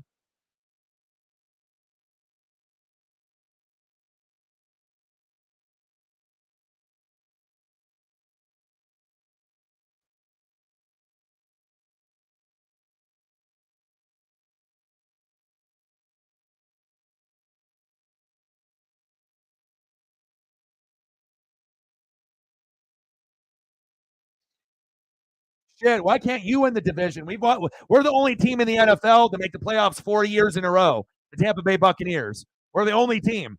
But I didn't want to make it last year, and I didn't want to make it this year.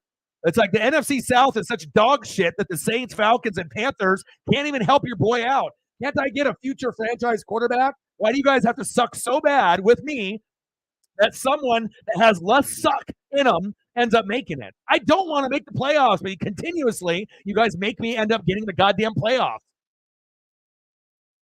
I don't want to. I mean, like if the Saints ended up making the playoffs, they could beat Philadelphia.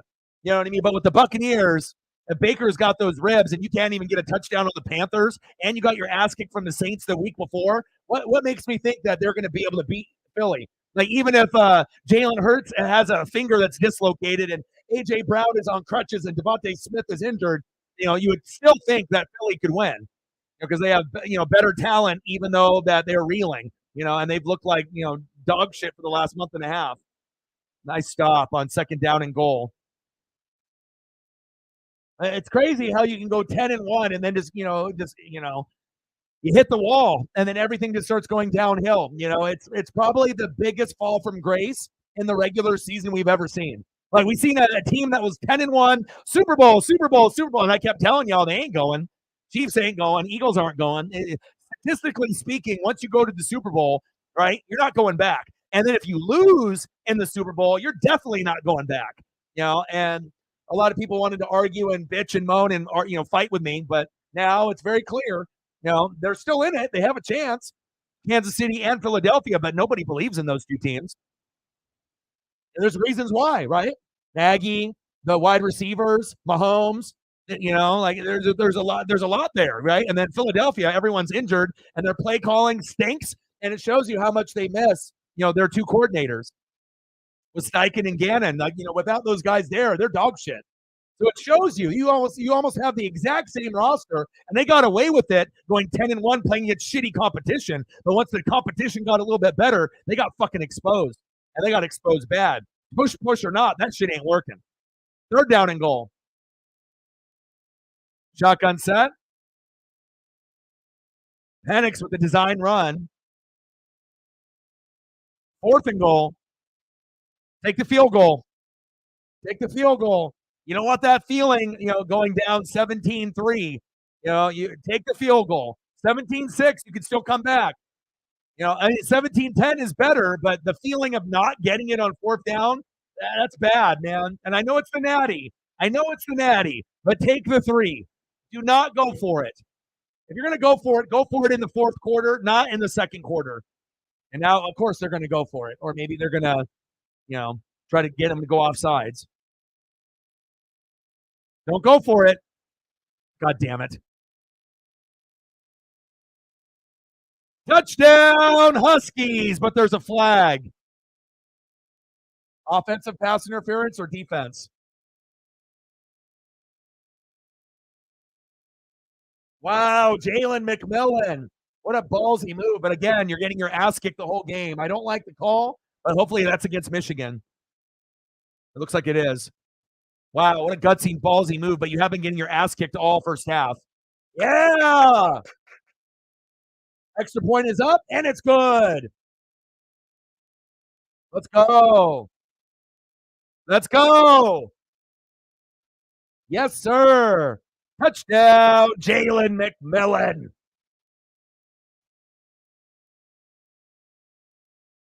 There we go. Nice job, Jalen. Nice job, Jalen. They're back in it now. Back in it. Ballsy move, but I guess you have to take chances when you're getting your ass kicked, right? You take the 3, you get the points. But again, you're not going to win the championship by getting field goals. But still, I like to usually, be conservative until you have to go for it. Nice job. And they get the ball back. Gutsy, Dan Lanning-ish kind of move by DeBoa. But look at the route by McMillan. Look at the hands. Perfect route. Perfect catch. Boom shakalaka. 17-10. Huskies. There we go. Pac-12, baby. Pac-12. Represent. Yes, sir.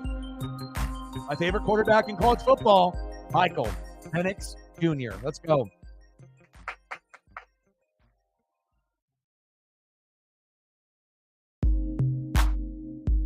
Let's go. We want close games, right? We don't want blowouts.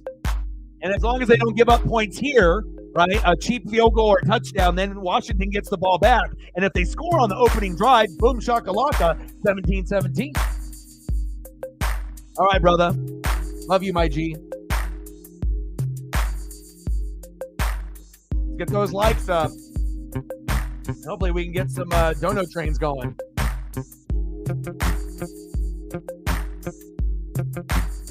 No love for the O to the dog, I guess, huh?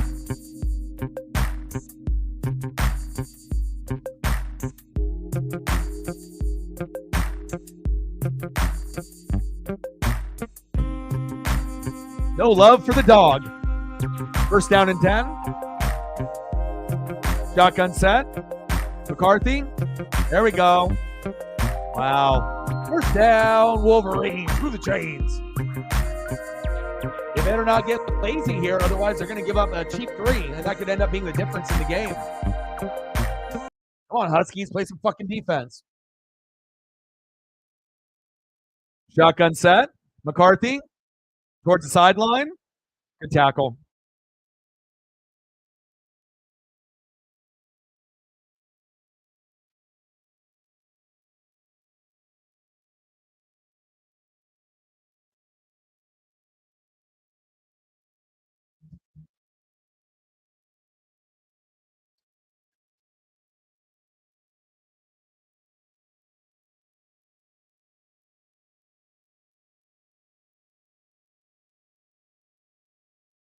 Good fight by the Huskies.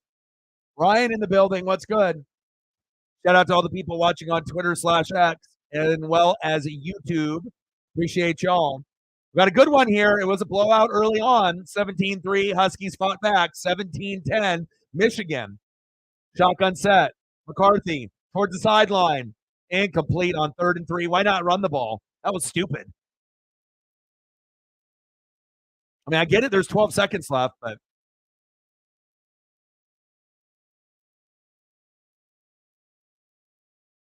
what's good, Ryan? They're just like, fuck it. We're going to go for a Hail Mary.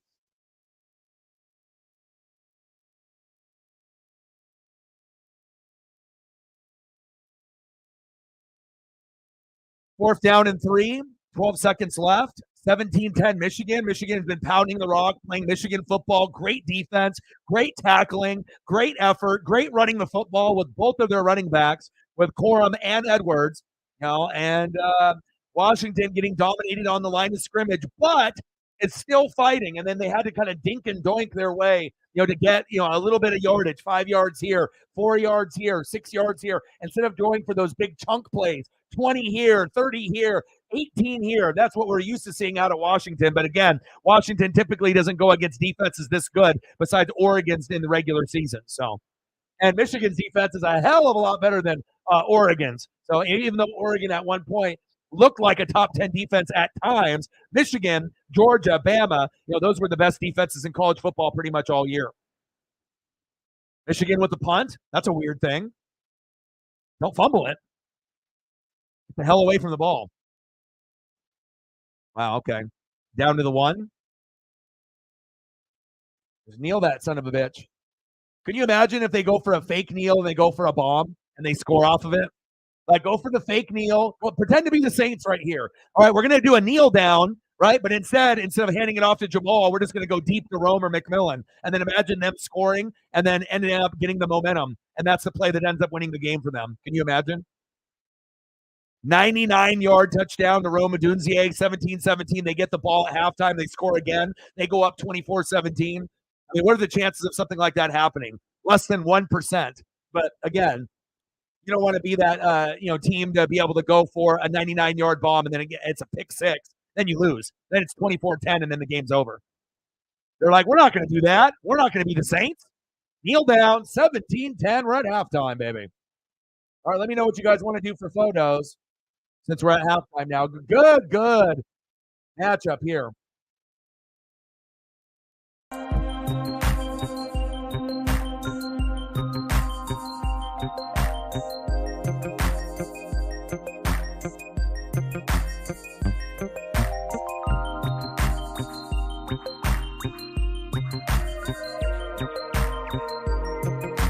Game. I'm glad it's not a blowout. I'm glad it's not 17-3.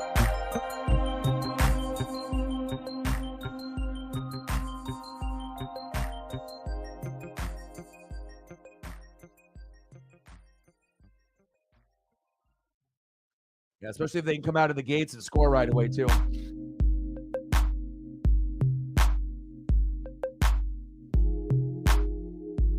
$17-10. They got a chance. Ref the Pac-12, baby.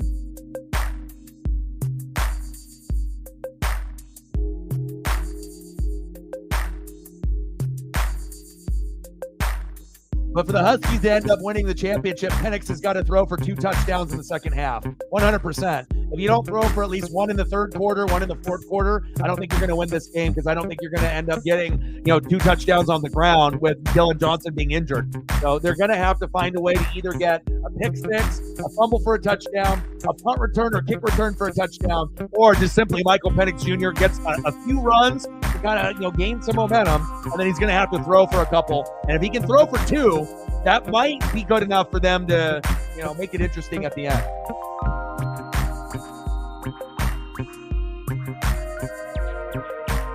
All right, let me know what you guys want to do for photos while we're waiting.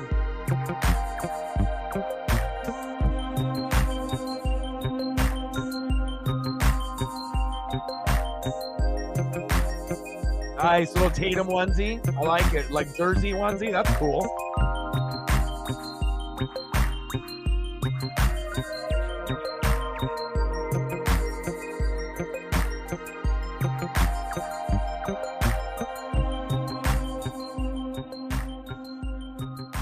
I mean, I don't really know what you can adjust. The O-line and D-line, like, what do you tell them? You suck? You can't stop the run? Stop it? I mean, they don't have the players to do it. You know what I mean? So it all depends. And normally, you know, a good coach, when you're ahead, what do? You pound the rock. You bleed the clock out. But you're going to have McCarthy throw it a little, you know? So we'll have to see if they can get him to throw the ball more. Because if you can get Michigan to start throwing the ball, that's going to work into Washington's game plan. Because obviously handing the ball off to Edwards and Corum is their strength. It's not McCarthy throwing the ball. You know, so we'll have to see if they can force McCarthy to have to win the game with his arm. And if that ends up being the case, Washington will come back. But if Washington's D-line and defense can't stop Corum and Edwards, this one is fucking over. So we'll see on how it goes. Or maybe we'll get a little bit of both, where they may shut down the running game a little, but it still goes off. But then Michael Penix Jr. starts to get that arm going on the opposite side, and then it'll be a back-and-forth battle.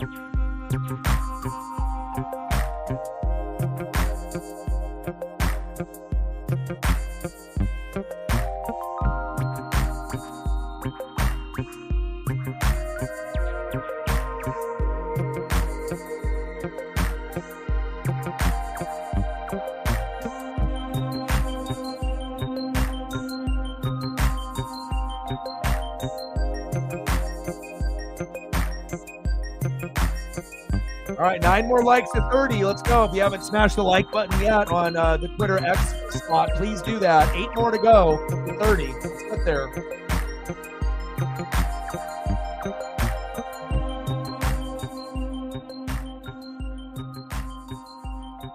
Barn. All right, I'm going to get a drink here real quick and grab my Snapple, check up on Paisley. And then you guys comment below what you guys want. If you guys want any Husky players, Michigan players, you know, old school players from, you know, Brady, Woodson, you know, Marquise Guiasasopo, you know, Corey Dillon. You know, if you're looking for some past players, just let me know, and then I can throw those up while we're waiting. Everyone, go to the bathroom, get some food, get settled in, and then I'll be back here in just a couple minutes.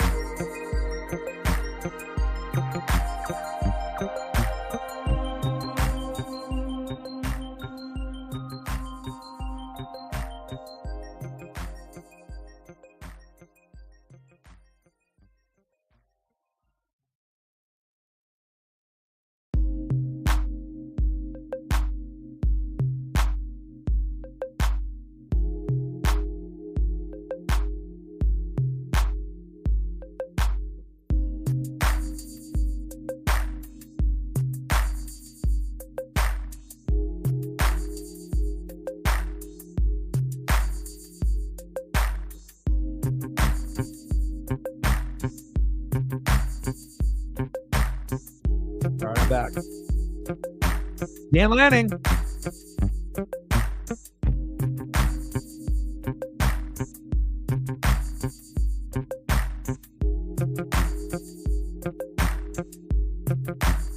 We haven't seen Penix go deep yet either, besides the one missed throw. Need some of that.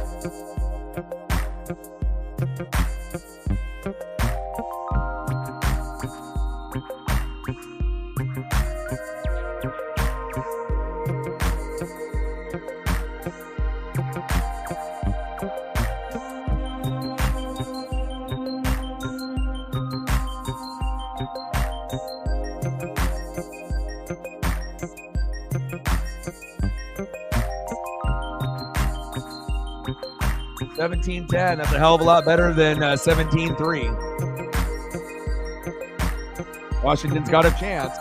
Maybe a small chance, but they got a chance.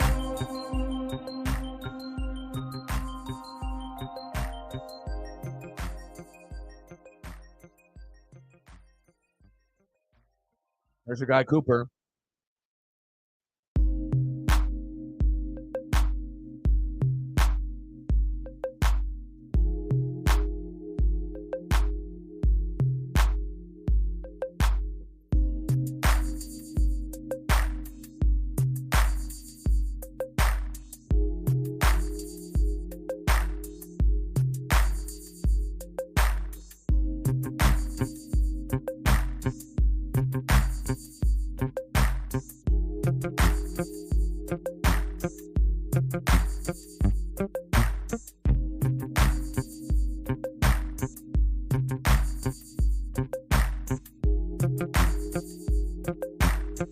Oh, there's a stud.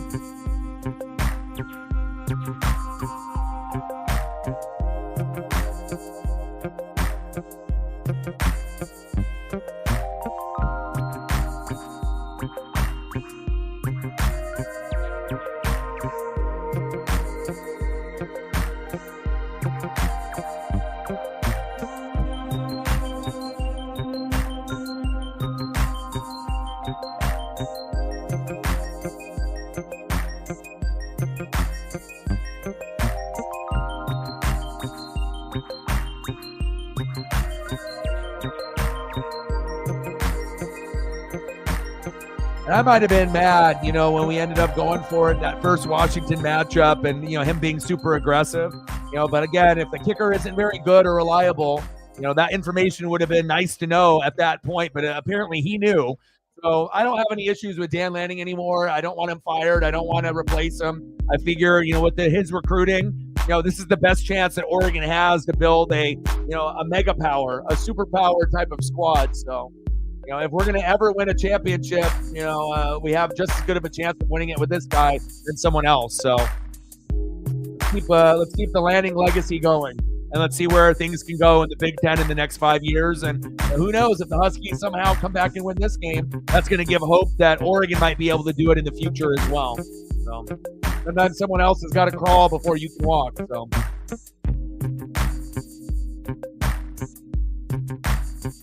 But there was a time where me, Matt, and every other Oregon Duck fan were like, fuck this guy. Idiot. What does he think he is? Chip Kelly? Going for it all the time, losing the damn game, for us against the Huskies. But then we had another chance to beat them, and we lost by 3 again. So it's, it's more than just going for it, a little bit, maybe more than the average Oregon fan wants to go for it, for 2-point conversions and 4th down conversions and whatnot. But we got the right guy in Eugene.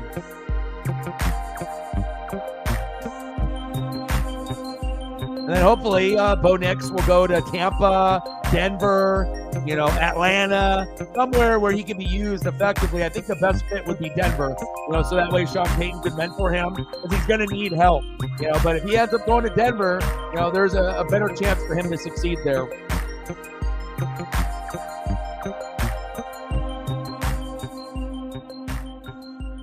(17-10) Michigan.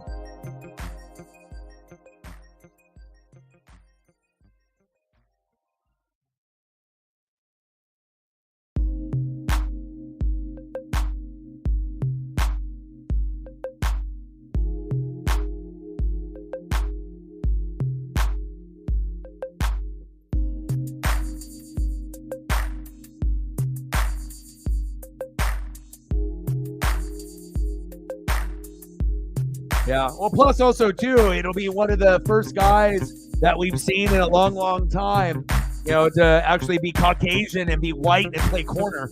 It's been a minute.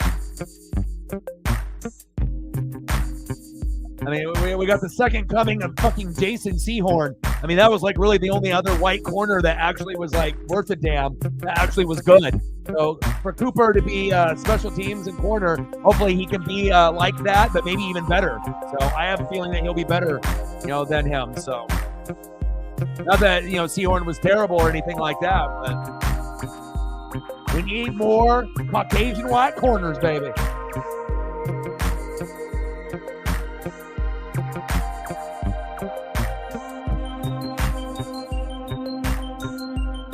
Who's going to win the game? Michigan? Washington? We'll find out.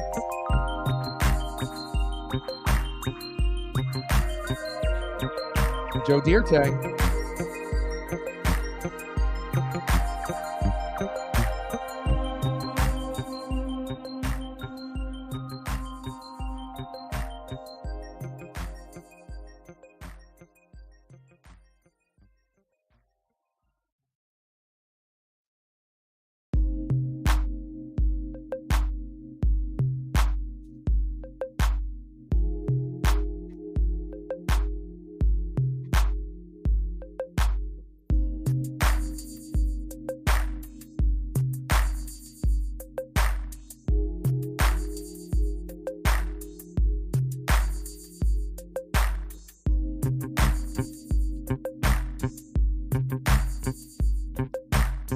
good idea.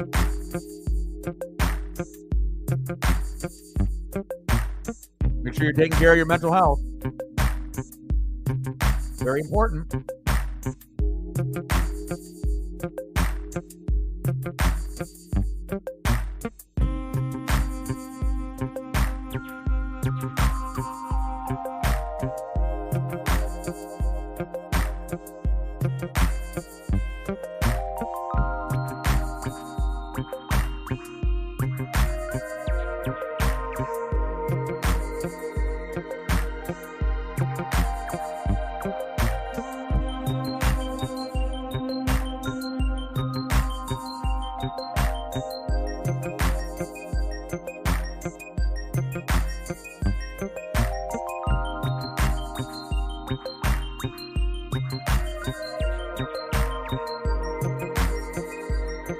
We'll be back from halftime here in just a second.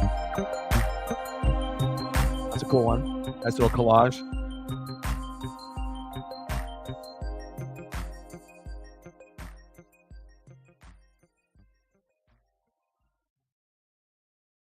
All right, Dan. Hopefully you'll be able to do some big things for us in the Big Ten. Can't wait to have that rivalry start with Michigan and Ohio State.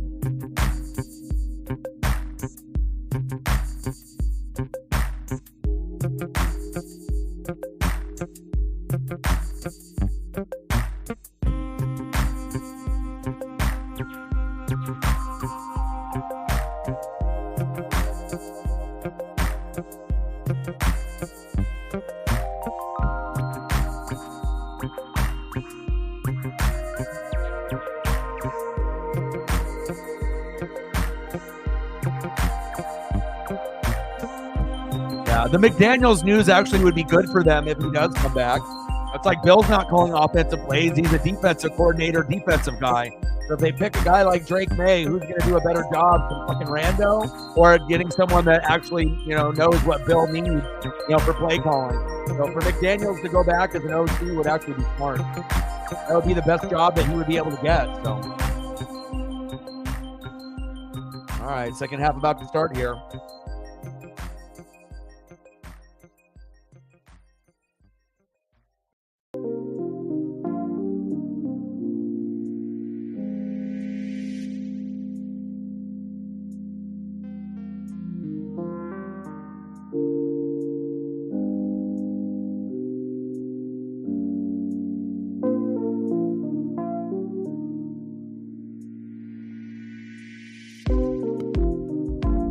Shout out to Elliot, Cyber, and Sarah helping out on the Twitter side. I appreciate that off the live stream.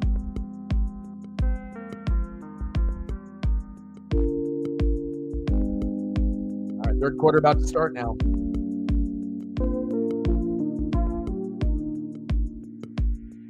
Seven more likes at 30, and then hopefully we get some more goats to come through and show some love.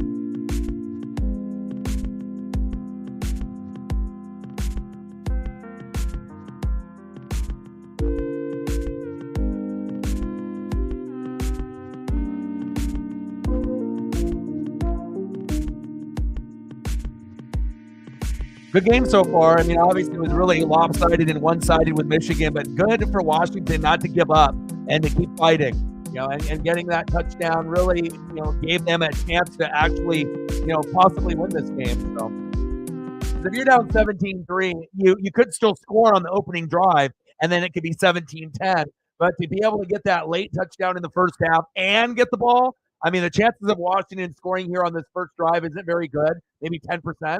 But if they do, then, it will definitely be probably back and forth, and maybe the strategy will change with Michigan.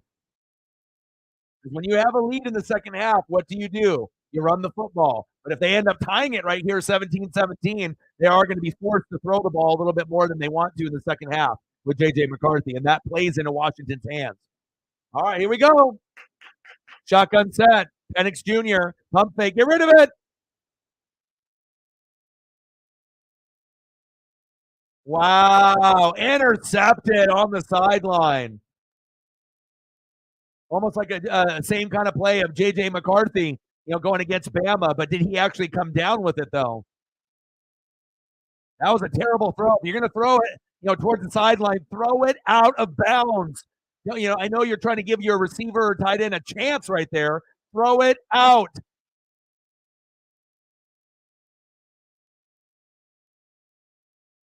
I don't know if he got it. Let me see.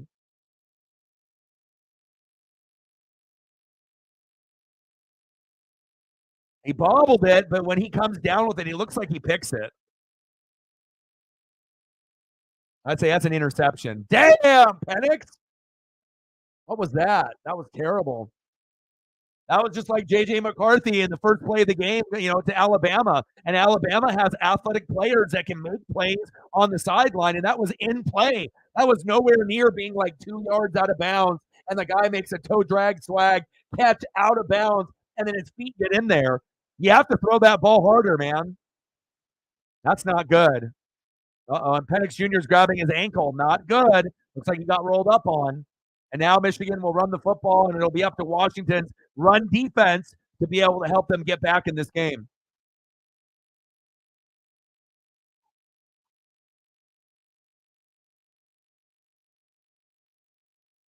The hell was that, man? Oh, shit. Oh, shit. Wow, the cleat right on his ankle. That fucking Washington O-line stinks. Fucking getting pushed backwards for Michigan's D-line the whole fucking game. You can't get pancaked on, you're supposed to be doing the pancaking. You're supposed to be in the chef, in the kitchen.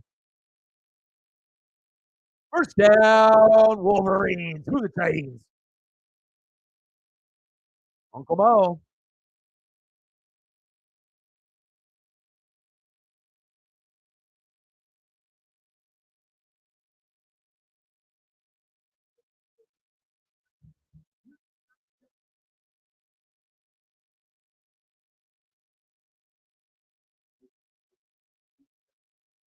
Penix Jr. not looking too good. False start.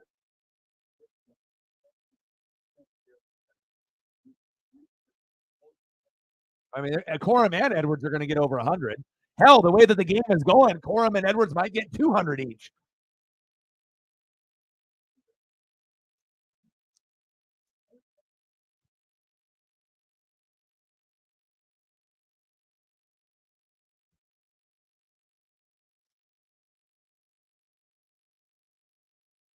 Everybody on that right side of the line, they said, fuck it.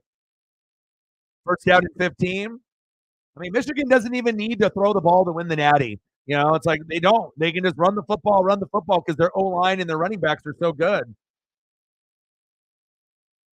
But there will be a few design plays, where it looks like run, and they'll do play action. And if they end up scoring off those plays, Michigan's going to win.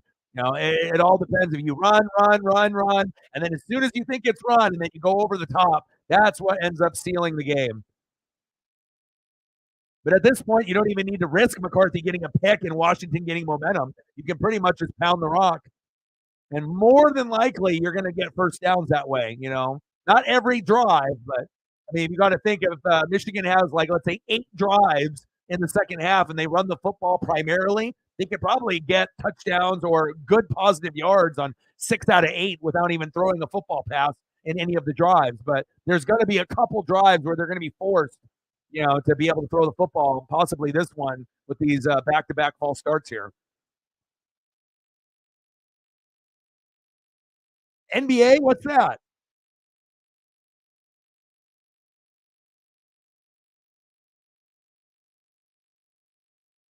Man in motion. Shotgun set. McCarthy. Good defense. There we go. Third down and long. 3rd and 18.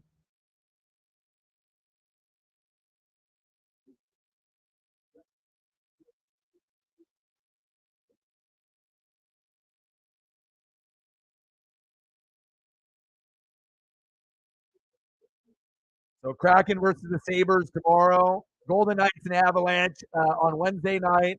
Kraken and Capitals on Thursday. And then maybe Predator Stars on Friday, or we'll take the day off, possibly on Friday when we have Saturday and Sunday football games. We'll figure it out. McCarthy, 3 Huskies right there. Good defense. Trying to hold them to a football game.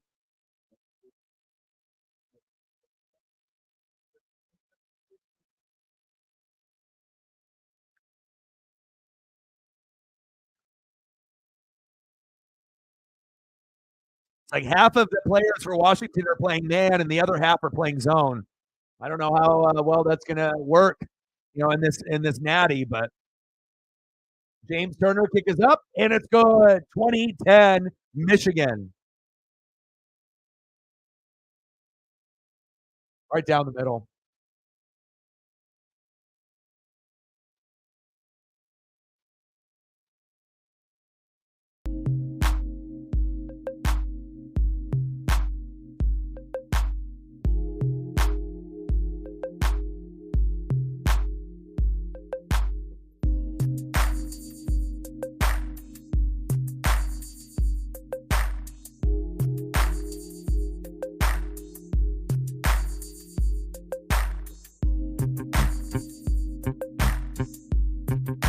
Nice job by Michigan.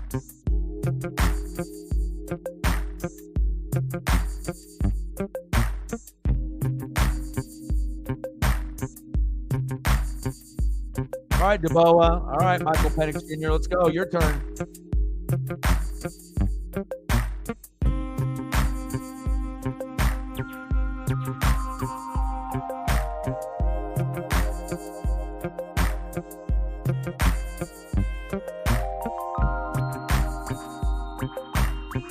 Blazers, T-Wolves on Friday. Maybe we'll do that. There's only 2 games of hockey on Friday. Maybe Blazer game on Friday or day off on Friday. But we'll be grinding hockey in the next 4 days. So.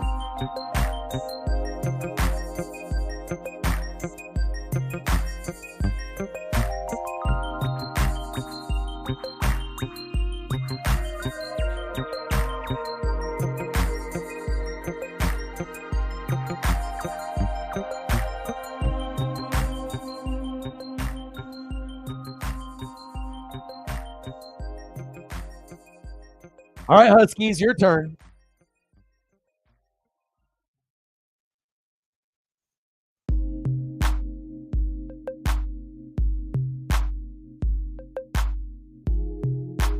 All right, I'll like them. I always like all your stuff. That's what you do. You support your firm.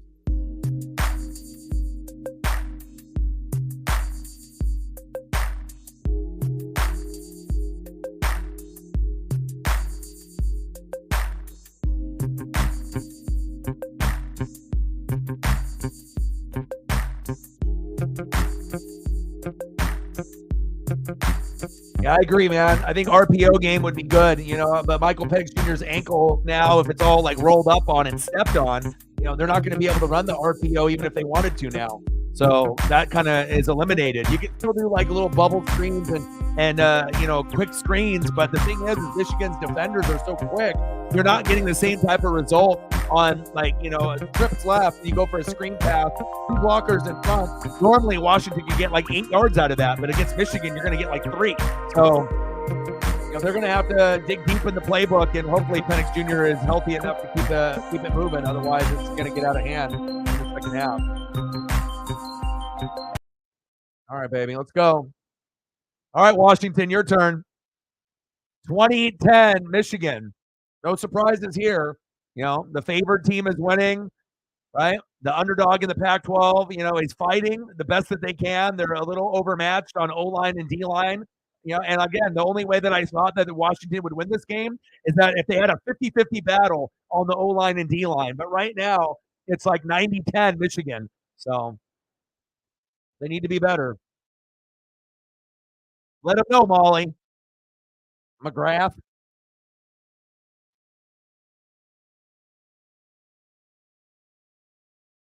And also, I'd like to see them go deep a couple times in the third and fourth quarter, just to see if you can go, get a PI, or if you can get a corner or a safety sleeping over the top. Because if you go deep, as long as you're not getting a pick, you're stretching the field, so that way you can dink and doink in the middle of the field later. And then you never know. You go to Rome or McMillan deep, you're either going to get PI or possibly a touchdown or a big game. But I got to be able to monitor Penix Jr.'s ankle now, because that is going to be the story here in the second half. I liked them all because you're my boy. We're at 100. Let's get to 2. And then we're a few more likes away from 30. Let's get those. Little screen. There we go. First down, Huskies. There we go. Again, they don't want to make it too predictable. Screen pass here, screen pass there. Because eventually, if they are going to be too predictable, a Michigan player is going to jump that route and then take it to the house, for a pick six. So, hopefully they're smart enough to realize if they keep doing these little screens, right, bubble screens and whatnot, that they pump fake, then the corner will bite, then they can go over the top on the stop and go. And if that happens off a jumped route, then that can lead to a touchdown. So we'll have to keep an eye out for that as well. Mark. There we go. There we go. There we go. Nice job, Culp. First down, Huskies. And a flag. Late hit, baby. Let's go. Let's go, Huskies. Oh, oh, oh, oh, oh. Flag on the play. Late hit by Michigan.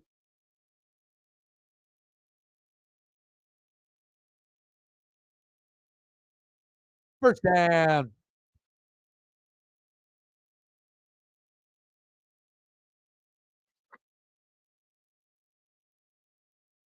You love Corum, but you only like Penix Jr.?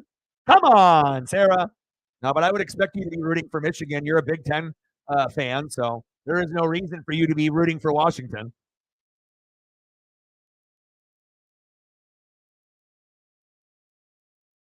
Shotgun set. Tipped and complete. And honestly, if it wasn't Oregon or Washington playing in the Natty, I probably would be rooting for Michigan too. So, second down and 10. Michigan up by 10. 10:25 left in the third quarter.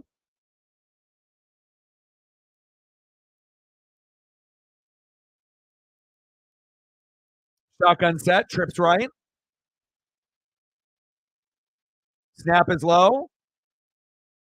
I don't know if I like that play call. You're going for like a little draw right there, and you were hoping to get 5, and you got like 2. 6 more likes at 30. Let's go. Shout out to all the people on Twitter/X watching, as well as the people in the room watching on YouTube. Appreciate y'all.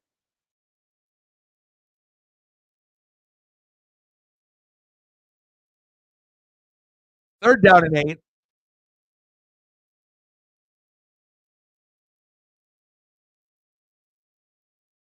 Shotgun set. Penix Jr. with the short gain, nowhere near the first down marker. It's like he's got to get rid of that football so quickly. No time to go through progressions.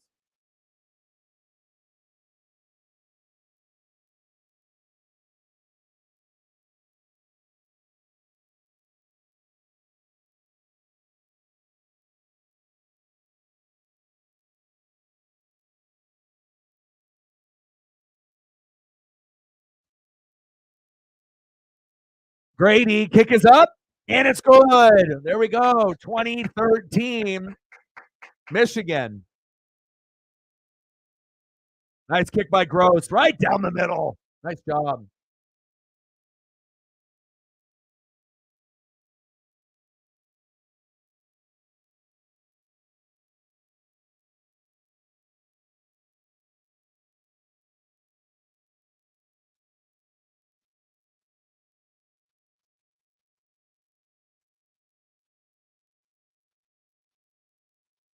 All right, Grady, nice job. Grady even gets his photo up on the stream.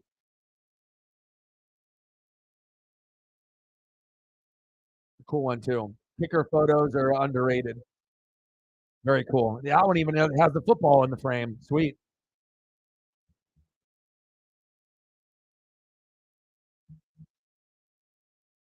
Well, I'm glad it's not a blowout.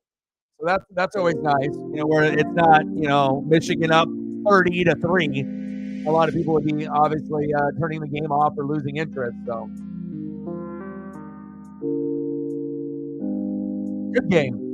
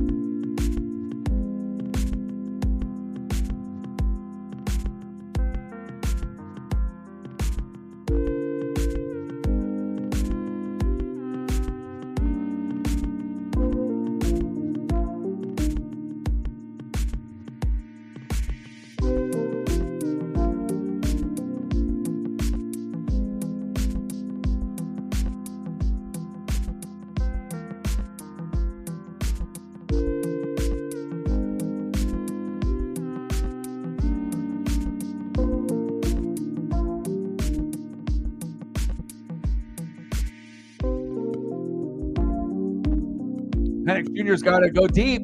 They got a chance. There's going to be big playability there. I mean, he's just like Tua. He can go deep. You either got to, challenge that secondary, and try to get a PI. And honestly, one-on-run, McMillan and Rome, Dunze can, beat out almost anybody in college football one-on-one. So have confidence in your receivers. Obviously there's a chance that Michigan picks it off with their secondary, but if you're in the game, you got to take chances. That's the only way that you're going to be able to get this game to OT or possibly win. And I don't know if there's any vibe that is a feeling that we think that Washington's going to get a pick six or a fumble or a special teams touchdown. Because normally if I have ESP and I have a feeling, I'll be able to say it and then it comes true. But nothing in my bones really tells me that they're going to get a punt return, kick return, pick six, or fumble, just based on how Michigan's style of play. But you never know. They might need a miracle like that to be able to get back in it. All right, baby. 2013, Michigan.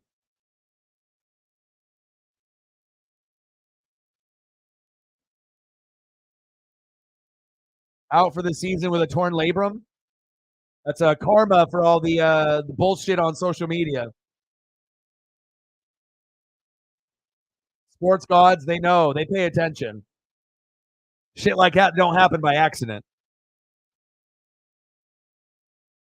Play around and find out. Fuck around and find out. First down and 10 for the Wolverines. 2 wide receivers set, 2 running backs. Edwards and Corum got a nice little burst, where they can stop and then start, stop, and start. And then they have really good agility side to side where they can, bounce it to the outside. And it seems like they're in a gear a little bit faster than the Washington defenders. Like I feel when I watch Corum and Edwards, they're on a speed level of like a 9, and then the Washington defenders are at like a 6. They're like way behind. Not even close. Can we get a sack lunch or a pick or some kind of pressure? I mean, can the Huskies make anything happen on defense? Like anything? Shotgun set, McCarthy. There we go. That's a good tackle. Hampton with a nice tackle by the Huskies.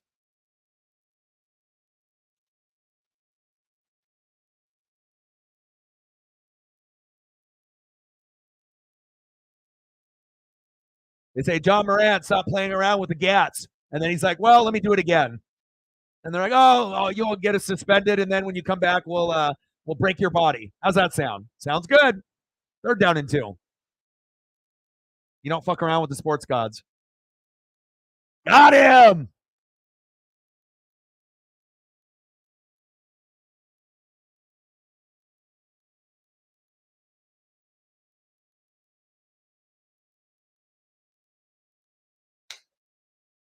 There we go. There we go. Good defense by the Huskies. They're not going to get too many stops. Great form tackle.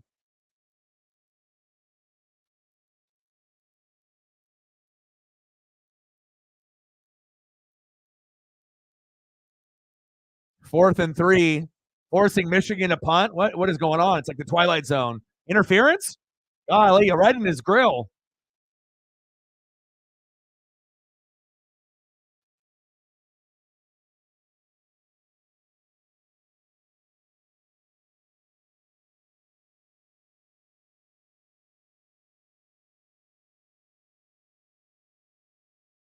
Huskies got no pressure on McCarthy. If you could get a little bit of pressure on McCarthy, you can force turnovers, but they just can't break through that offensive line of Michigan. And again, the game is won in the trenches. If you got a better O line and D line, it don't matter who your quarterback, running back, wide receivers, and tight ends are. It really doesn't. You could have literally below average players at quarterback, running back, wide receiver, and tight end. But if you have elite O line and D line, you'll still find a way to win. You're probably not going to be throwing up 50 points, but you'll be able to find a way to win. And that's what we're seeing here today. But McCarthy has the ability to throw, but why throw when you don't need to?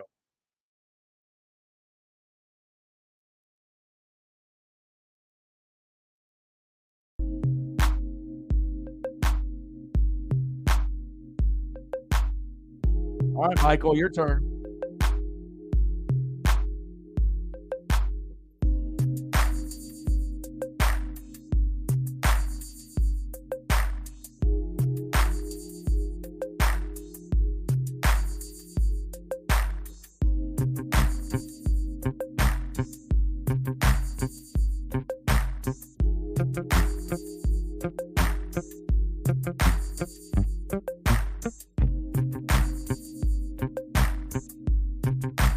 But you haven't really had any big plays made by the Washington defense or the special teams.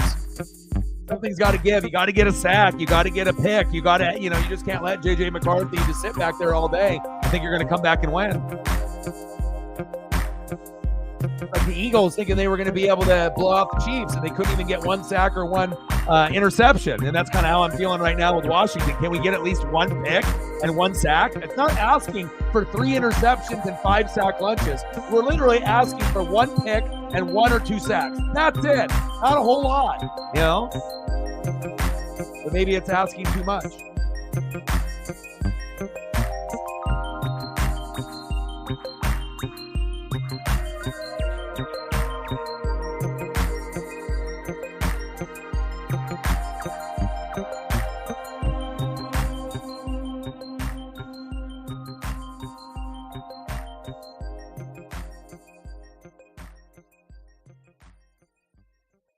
And I'm glad that Grady Gross ended up getting that field goal, but you're not going to be able to win this natty with field goals.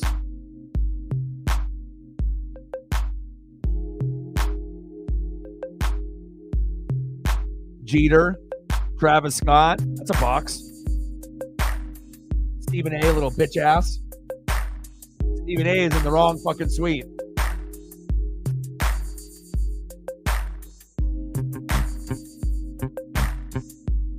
Watching the game with his son at his house. That's where he's at. Too nervous to be able to come in here and watch the game. I mean, like I said, the whole family have been like Husky fans, so it's like a big deal.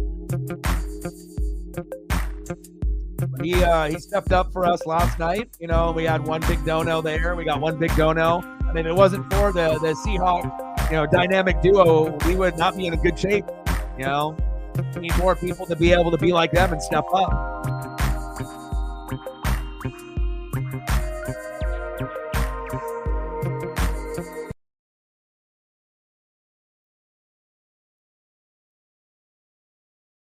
Second down and 5.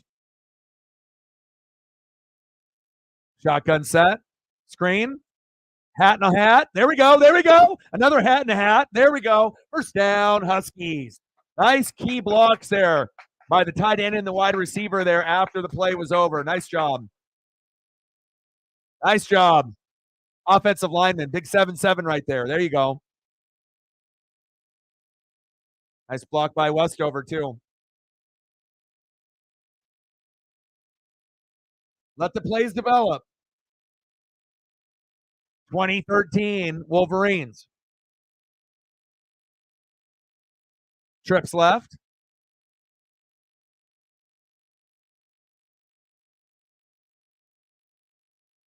Try to do a screen to McMillan, but they got to be careful with all these screens. Eventually, someone's going to pick this off.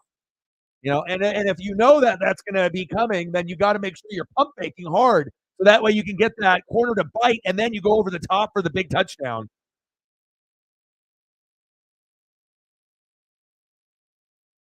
Wow. Offensive lineman got the defender to go into the player there. That could have been a huge gain right there. Like the offensive lineman kind of fucked up that whole play by getting the defender to fall down and right into McMillan. Shotgun set, second down and 10. Penix Jr. going long, going deep. Oh, I do like the throw. That's one thing that, whether you love Michael Penix Jr. or you hate him, he's got a pretty spiral and a pretty deep ball. Prettier than Tua's. Tua kind of just throws it. I think with Michael Penix Jr., it's a little bit more touch. The spiral looks a little bit more clean, but Tua can rifle it too. But I like Michael Penix Jr.'s spiral a little bit more. Third down and 10.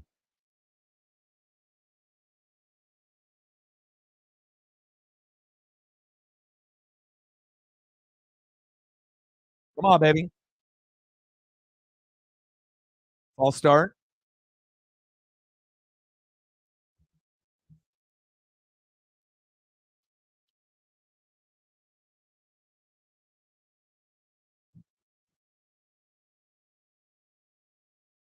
Yeah. Well, I mean, you're going really the best team, arguably with the best coach with Michigan and the better running game. And then the only thing that Washington has is Penix Jr. and the receivers. So if Penix Jr. and the receivers can make enough plays, then the game will be close. But if the Michigan defense steps up, it's over. So we'll find out. How many big plays that Michigan defense will give up. And if the defense can step up, this is their championship, 100%. I mean, they are the better team overall.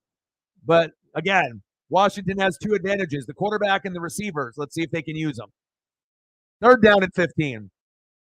Only bringing 4. Penix. Got a man.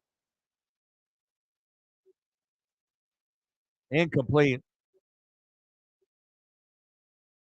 NFL quarterback, NFL wide receiver. Throws got to be better. That's a hold on Michigan right there. Where's the penalty? Grabbed his jersey. Yeah, should have been a penalty. I mean, if they're going to grab jerseys, then let Washington grab jerseys the rest of the game, too. I better not see a fucking McCarthy play action 50-yard throw, and then they call some bullshit penalty for grabbing a jersey 5 yards into the route. I better not see that. Call it evenly if you're going to call it like that. But that should have been a penalty. You can't be 20 yards downfield and have a jersey tug and act like that's okay. That's why with refs, it's so frustrating. It's like they pick and choose when they want to call things.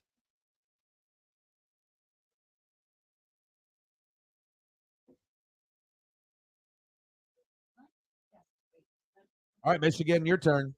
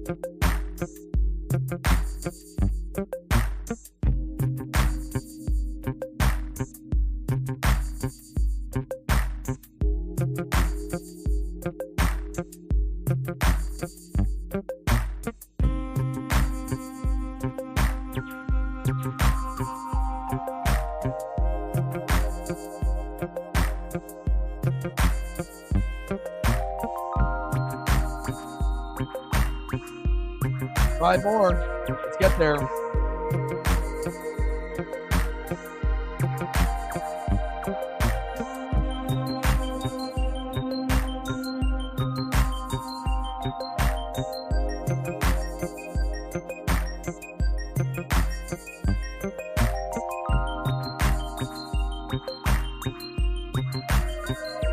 $20-13.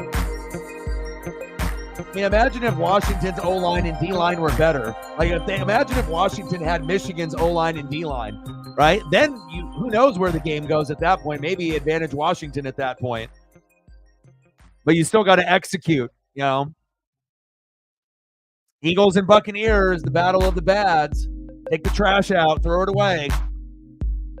I'll laugh if the Buccaneers win.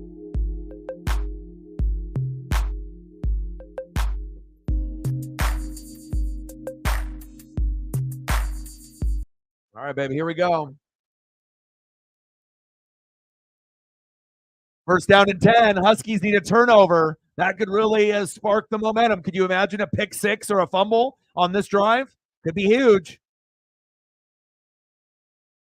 There we go. Oh. There we go. Momentum. But you got to make sure you do it on consecutive plays. You just can't have a nice gang tackle out of 4 Huskies and then give up a 12-yard run the next play. Consistency. The rushing average has steadily gone down, but they're still over 4 yards a carry. Better than almost 20 yards a carry in the first quarter. Well, they were playing half man, half zone in the first half. I don't know what the hell that was about. There we go.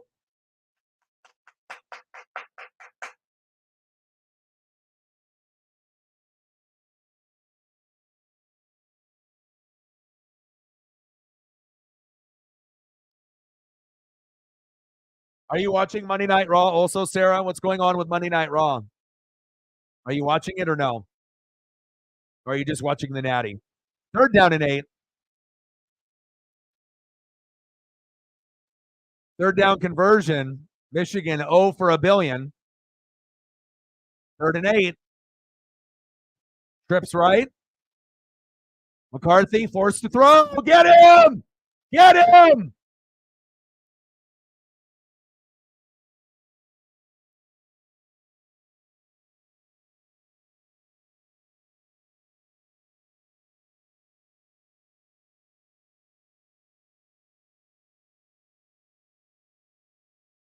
What was that?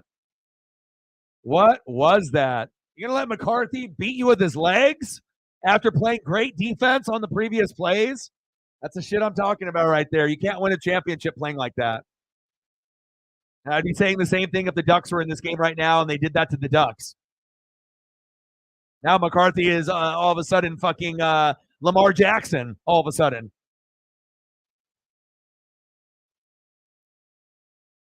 Stumbling is using words that are too kind. They've sucked ass.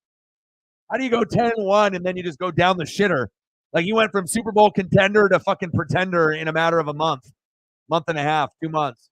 I've never seen a fall from grace, you know, being at the top all the way to the bottom. I mean, they're still better than the Buccaneers, but you look like one of the worst teams in the playoffs for damn sure. Big first downs by J.J. McCarthy. Halfback toss. And again, if you're ahead, why throw the ball, right? Why? Why throw the ball? Why put McCarthy in risk of giving the game away? So if you can run it with his legs or hand it off to 2 different running backs, I mean, really, you can win the game and you can win the Natty by doing that the rest of the way. Like, you don't need to throw the football.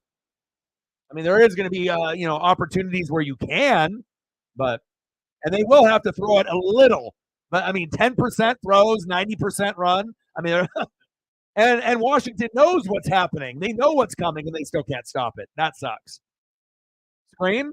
There we go.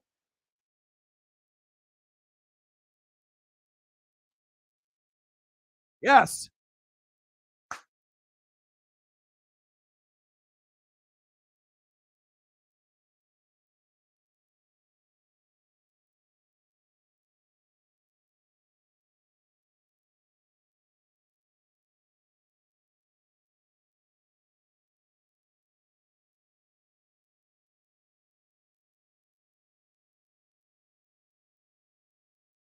That is a good question, Elliot.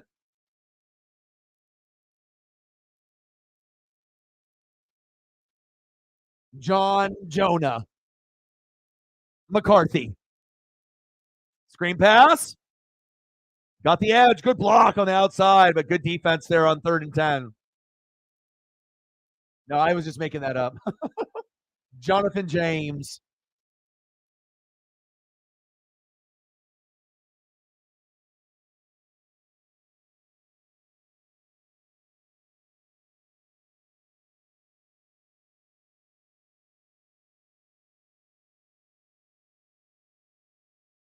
Jehovah Jonah.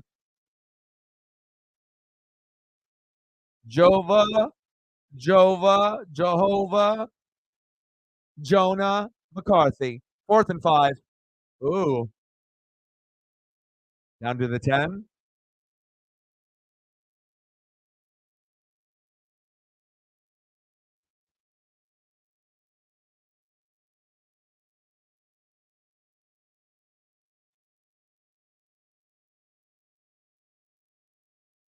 What shows are you watching, Elliot?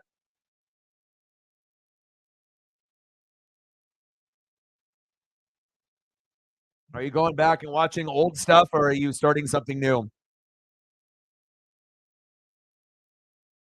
I started Superstore because I needed to fucking laugh.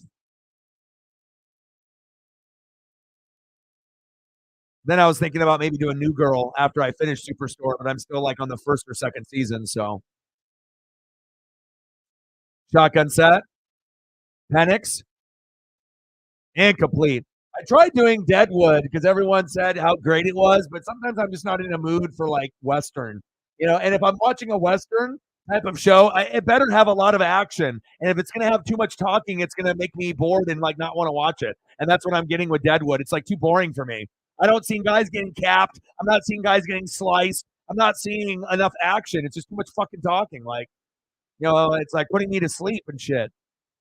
Like, if it, I need to be able to see it be on another level, like Yellowstone.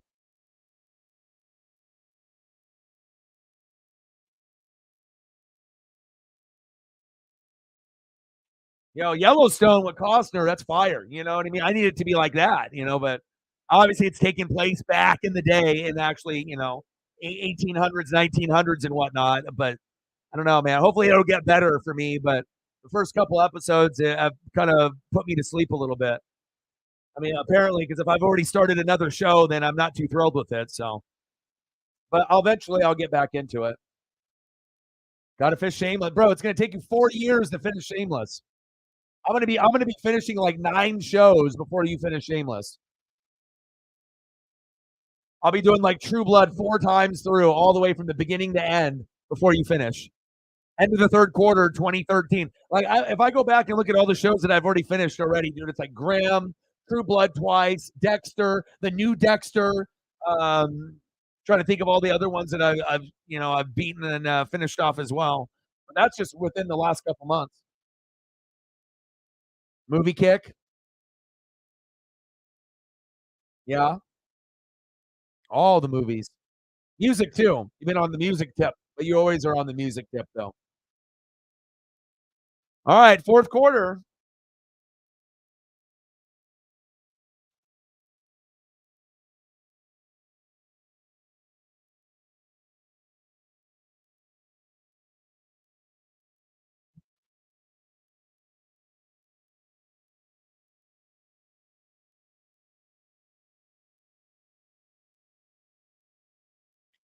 Crazy. I don't think I've ever seen a team like be able to win a natty without throwing the football at all.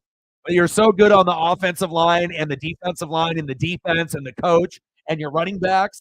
It's like, do they even need wide receivers and tight ends on Michigan? Like you could literally play the whole game without throwing them the ball, and they could still win. Like you know that they're going to run the ball, but you still can't stop them because their O line and their running backs are so fucking good. That's a sad, sad feeling. But at least it's only 2013, not 3013 right now. Because if it's 3013, half of the people watching are not watching anymore. So, but again, Washington, it kind of reminds me of like the Eagles. Where it's like you have good players and you got a good team, but you're not getting any sacks and any pressures on the other quarterback. And if that's the case, you're going to lose. You have to get at least a sack and a pick. You can't just go a whole game with like no sacks and like no picks and think you're going to win, or very little sacks. Like non-meaningful sacks that it doesn't even lead to anything. No punch outs. But with that being said, at least it's close. It's a lot closer than people thought it was going to be. So, all right, Huskies, you got one quarter, baby. You're only down 7. You're not down 17.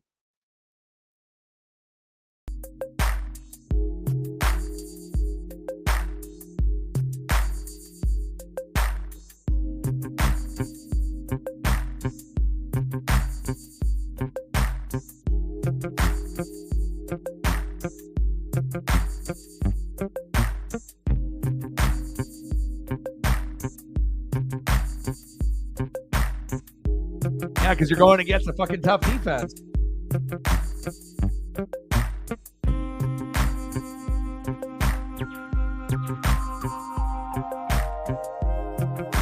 Yeah, because they know he's NFL and he's the best quarterback Washington's ever had besides Warren Moon.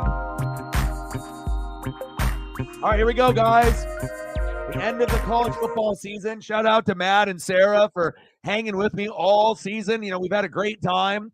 And again, anyone else that's watching on Twitter, X, and in the room as well, appreciate y'all. And for some of us, college football is everything. Not a lot of people are going to have that same understanding, for our own teams, but for the sport itself. It's easy to be an NFL fan, but obviously with college football and the NFL, they go hand in hand. And I feel if you watch both, you're going to be a hell of a lot more intelligent and know the game a hell of a lot more than someone that only watches the NFL or only watches college. If you watch both, you're leaps and bounds ahead of a lot of people that think they know sports. Shotgun set, Penix Jr., little screen, break a tackle. McMillan can't break a tackle. Johnson with a good tackle there.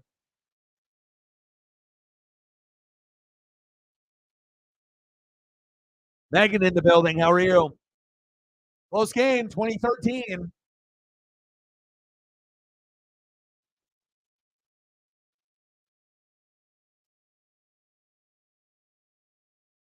Third down and 4.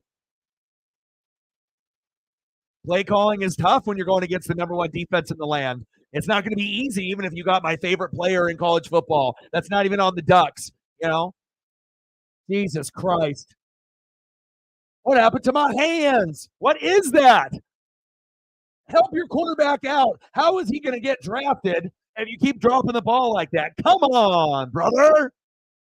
He's just going to fall slowly into the Vikings or Tampa Bay Buccaneers' lap. He's not going to go number 1 overall, right? Even if they won the championship, Penix wouldn't go number 1. He can slowly dip, set, and then hopefully he'll end up on the Vikings or the Bucs. Him throwing passes to Godwin and Evans, yes, please. Him throwing to Jefferson and Addison and Hawkinson, even better.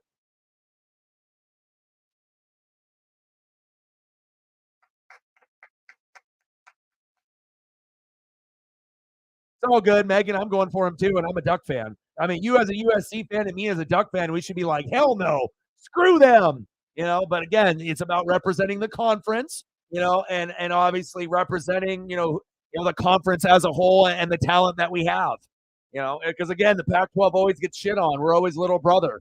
So it's always nice, to get a little bit of recognition and a little bit of pub, even if it's not Caleb Williams in USC or Bo Nix in Oregon. Obviously we would have loved to have our team here or at a significant bowl game that was better than the one, that we played in for damn sure. But, sometimes it's just not meant to be. But, Caleb might be able to have an amazing career in the NFL. Same thing with Bo Nix and Michael Penix Jr. So this is only the beginning of the story. 2013, Michigan. But a big critical drop right there. Can't afford that. But again, if Oregon or Washington wasn't in the Natty, I would be going for Michigan.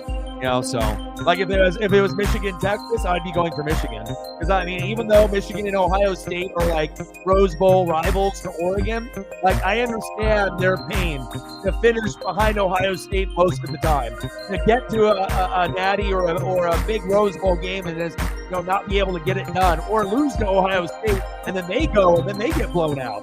So it's kind of nice that even though Michigan has been a powerhouse as of late with Aiden Hutchinson and this team, normally they were little brother to Ohio State for years and years and years until just recently. Harbaugh just got some wins. Like prior to the last couple of years, he was like 0 for 8. So, to be able to, finally, be on top and have a chance to be able to beat someone that's not Bama or Georgia, an easier path to the Natty.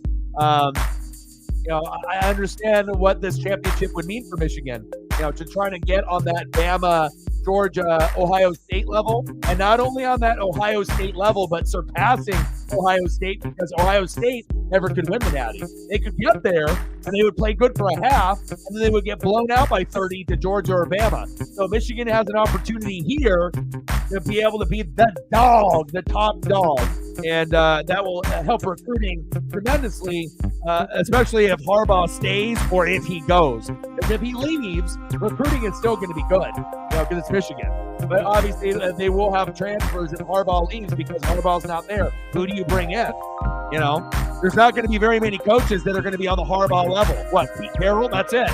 Guys that can coach on both levels, on the elite level. I mean, we're talking 2 guys on planet Earth that can do it. 2. 2013, Michigan. Yeah, Stephen A. Smith's an idiot. I mean, anytime I'm watching a show, like I was watching Pat McAfee's show, and I don't usually watch it that much anymore, but I was watching it, and then Stephen A. was the person that, was the guest. I turned it off. I was like, I'm not going to listen to this motherfucker. This guy's an idiot. Like, he isn't even a sport guru. He's just a personality that just stirs the pot. He doesn't have intelligence. He thinks he does, but he doesn't. It's just, loud, noisy, horrible takes. Big drop. What happened to my hands? But once he comes on there, and I don't like Skip Bayless either, but I can take Skip Bayless longer than I can take Stephen A. Stephen A. is literally the worst in sports, TV, personality-wise, the worst. He is terrible for sports. He makes people dumber on the second. And he's never right. He's always wrong. He's annoying. He is bad for the brand. He is bad. And I don't like Skip. Skip is an idiot too. But I can handle Skip a hell of a lot more than Stephen A. And it has nothing to do with race. Because I got black, white, Asian, Puerto Rican friends. I mean, I got friends of all fucking races. Stephen A, though, something wrong with him. And it's like he got the fame and the ego, and then it's like instead of like actually trying to do sports the right way, he just decided to be extra. It's like I don't even have to be right anymore. All I'm going to do is scream and yell and be wrong all the time, and people will argue with me, and then I'm going to make a living that way. And that's what he's pretty much done. Is that he can literally say anything he wants, whether he believes it or not, and then knowing that he's going to get paid $8-9 million a year, ridiculous. And then they think that he's good, but I mean. I guess there are idiots out there that like him and that watch him every day. So what do I know? Nice defense there.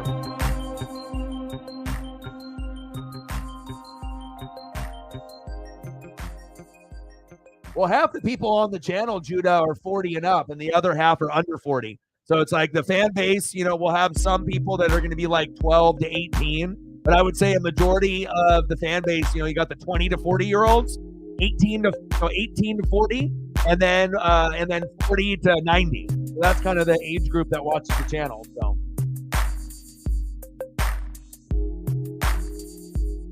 Fourth down and 5. Good stop by the Huskies. Don't fumble. And the one thing that Washington can't afford to have happen is a turnover. You can't have a pick or a fumble. Again, there's enough, time left to have maybe 3 drives. So, it is possible if he does throw something or fumble, like you can still come back. But, mentally, you don't want to shoot yourself in the foot. You don't want to Plaxico Burress yourself. Okay. So hopefully they can end up getting the drive and they can tie this game up.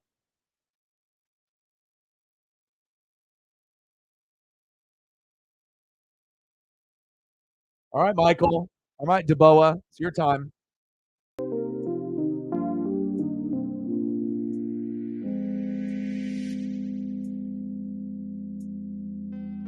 Yeah, I like that too because, like I said, when I first started the channel, a lot of the people were like really young that watched me. Probably like I don't know, maybe 18 to 30. It was like primarily, and then it slowly went the other way where I was getting people that were like 10 to 18, and then 18 to 21 crowd, and then going from 18 to like 35 is probably a good chunk of the fan base, and then the other half of fan base is like 35, 40 and up. And so it's like you get people that are my age that know exactly all the things that I talk about. You get the people that are younger, like Matt and Elliott, to give us the kind of the vibe of the younger generation. What's kind of hot in the streets, and what's hot, based off their age group and their people. And then we also have people that are going to be older than me that are going to have some wisdom so that we can learn from them, based on them being 45, 50, 60, 70, 80, even as old as years old on the channel. So I like it, man. And I like the blend of the men and the women on the channel too. I actually was hoping for the day where we can get the channel to be 80-20, 80% dudes, 20%, and then 75-25. And then, if I could have, because it's never going to be 50-50. I'm no heartthrob, but, if we could actually get it to a point where it was like 75-25 or even, 70-30, where we could have 30% women and they wouldn't be creeped out and they would be smart and intelligent, have something to bring to the table with the fandom and the intelligence and just being able to vibe where it's not just a bunch of people in a room trying to hit on each other the fucking whole time or be creepy or weird, so appreciate y'all. 2013 Michigan.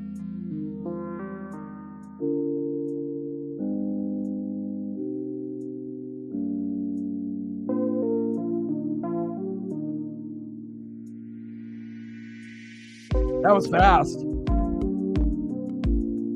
Random comments, unacceptable.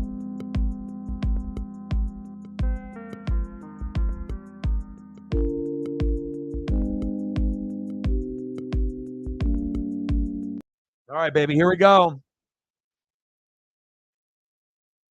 Shout out. Shout out.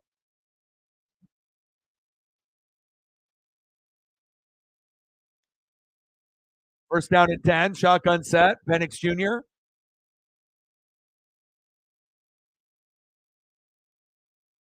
Golly, I'm looking at Patrick Mahomes and his receivers out there. Can someone catch the damn ball?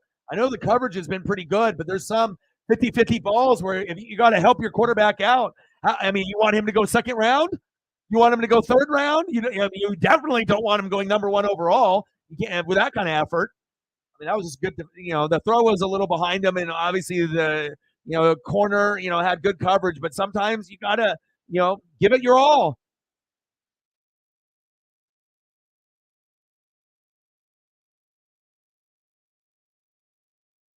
Uh-oh. Holding on the O-line? Hell no. Shit. Yeah. Yeah, Judah. I got 70, like 71 and 72 and 72 and 82, I think, for me. So, I'm 41, so.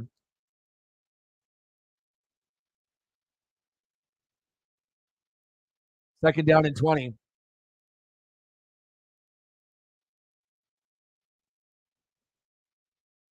Trips right. Second down and 20. Shotgun set. Penix Jr. McMillan.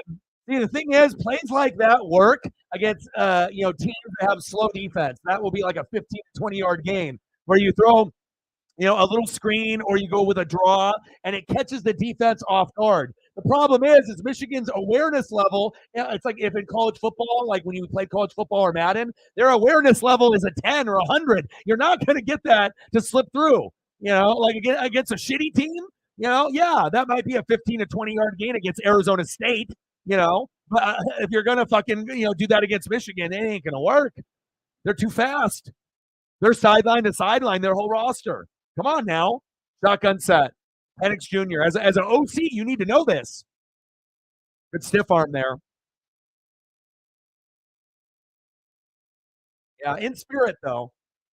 In spirit. Maybe not in the physical form, but there's always going to be like, a presence of the higher ups. Not just the sports gods. 4th down and 9, 20-13 Michigan. Both defenses stepping up here in the fourth quarter with big key stops. But it's like I want to be able to feel that Washington can get an interception or a fumble recovery or a sack, but I don't. And that's a problem. It's like when you're relying solely on Penix Jr. and McMillan in Rome, that's like too much pressure. Like you don't have any confidence in the running game with Dylan Johnson because he's hurt, right? And then you can't have any faith in the defense, even getting a sack. Like you can't even get through like once, and that's kind of the vibe. So it's like I really hope Washington can find a way to make the proper adjustments, but it's not looking too good. Under 10 minutes.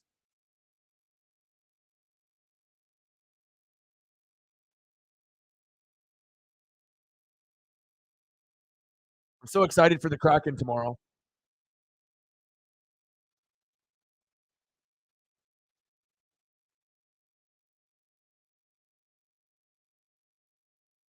Third down efficiency, 2 for 11 for Washington, 1 for 9 for Michigan. Great job by Washington, at least on third down.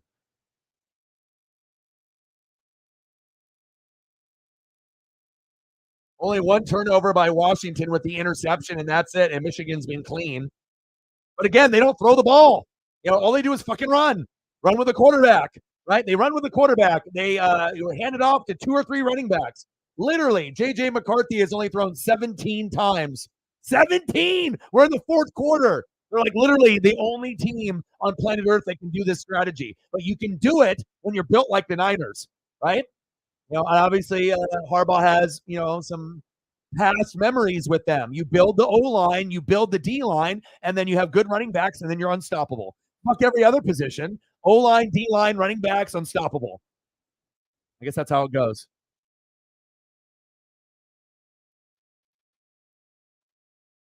Got a nice deep ball. I just don't know if we're going to be able to see it. I hope so.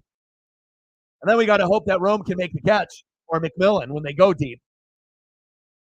I just love lefties. And it's very ironic that Oregon is getting a lefty next year for the first time in like 20, 30 years, which is nice.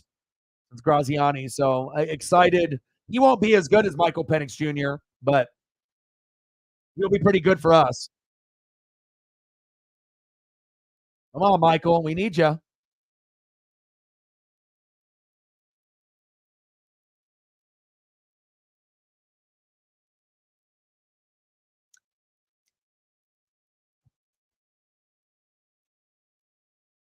I'm doing 2 Kraken games this week. Tomorrow and Thursday. So both of those games, they'll be on early at 4, but I'm going to do both of those. Can't wait. I mean, obviously college football's over. The NFL are getting into the playoffs. So, I'm just really happy that we still have that instead of having to do NBA or college hoops. Wow, what a catch. Oh, in stride. Oh, my. That might have been the game right there. First down, Michigan. Wow. Fingertip catch, electric ability. And then for him to keep running in full speed motion, rumbling and a bumbling. J.J. McCarthy's like, let me throw it. But when he does throw it, he got it. Give me that. Give me that. First down, Wolverines. And now you run the football.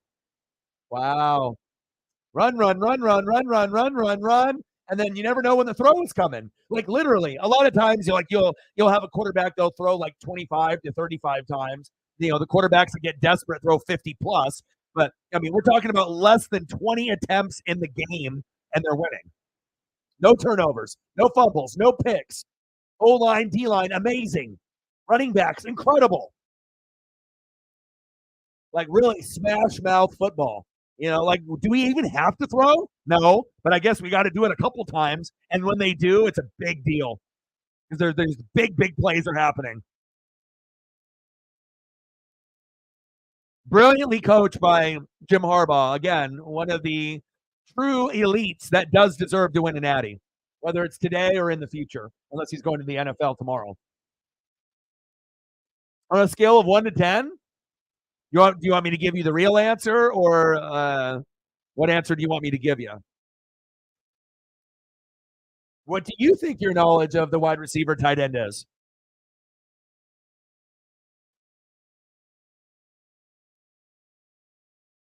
Big shift here by Michigan. As you go up 27-17, this game is over with the amount of time that's left. Corum. Like, the only way that you're going to be able to survive this is somehow, some way, you get a turnover off a pick or a fumble, or you hold them to 3. And even if you hold them to 3, you're probably not going to be able to score 10 points in 7 minutes. That's just the realistic, logistics with the time left. Like a miracle has to happen, like literally like a pick six, Rondé Barber, 95 yards to the house to tie the game up. Could you imagine? Donovan McNabb to Rondé Barber all the way for a touchdown. They're going to hand the ball off because they're smart. Touchdown, Michigan. This one's over. Extra point is up, and it's good. Blake Corum. 70 out of 100? Only 70? You said specifically with wide receiver knowledge and tight end. But if we're talking like everything, fantasy football included, but with that stuff, yeah, you're 100 out of 100 or 95 out of 100. You're on point with that. That's the smartest thing that you feel that you are, is that. Like, for me, it's like that's a 10 out of 10 for you. Not 7 out of 10. Doink! He doinked it, but it went in. Wow, what luck there. But like with me in fantasy, I feel it's like 10. I might not win every year, but at least I get there every year. I push myself into a position, and, I fight things that other people aren't able to.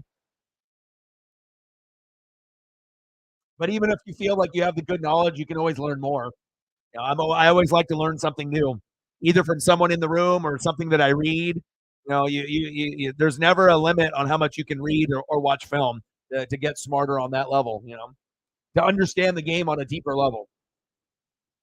27-13, Michigan. The Huskies, again, whoever was going to win the line of scrimmage, like I said at the beginning of the game, the Washington O-line was going to be either the hero or the zero, and it just wasn't. They don't have the talent.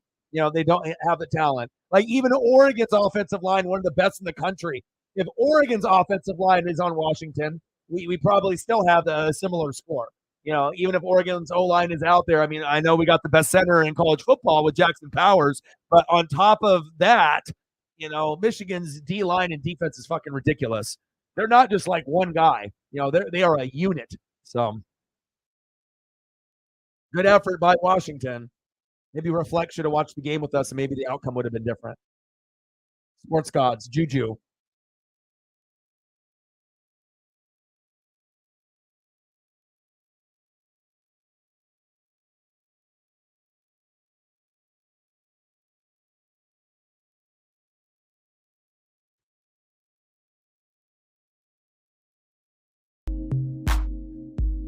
Well, at least Harbaugh gets this on his resume, right? And it'll be interesting to see now if Harbaugh stays. Because if Harbaugh stays at Michigan, he can be the Urban Meyer of college football. Like, you can pass the torch. It went from Urban Meyer to Kirby Smart. And then if Jim stays, like, he could be there for the next, let's say, 10, 15 years. They could have a brand new Alabama, but it's called Michigan. They can turn that program to that level if he stays. But then if he goes to the NFL, who's the new coach? And then obviously you're going to lose some of those recruits. Some will still come because it's Michigan. But again, a lot of times people are going to come because of the head coach and the belief that you're going to be able to win a natty. Like when Urban Meyer was on Ohio State, when Urban Meyer was on Florida, you had a feeling, that something good could happen. So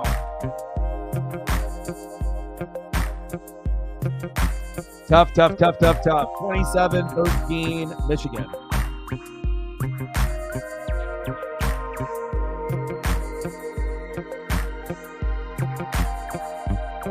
All right, yes, I'll be doing the Kraken tomorrow. Can't wait for that. Tomorrow at 4. It's early, Pacific.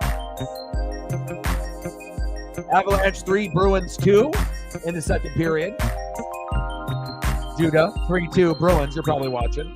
Canucks 6, Rangers 3, that's surprising, final. Penguins 4, Flyers 1 final. And Stars 4, Wild 0. That is no surprise. Take a look at the NHL standings.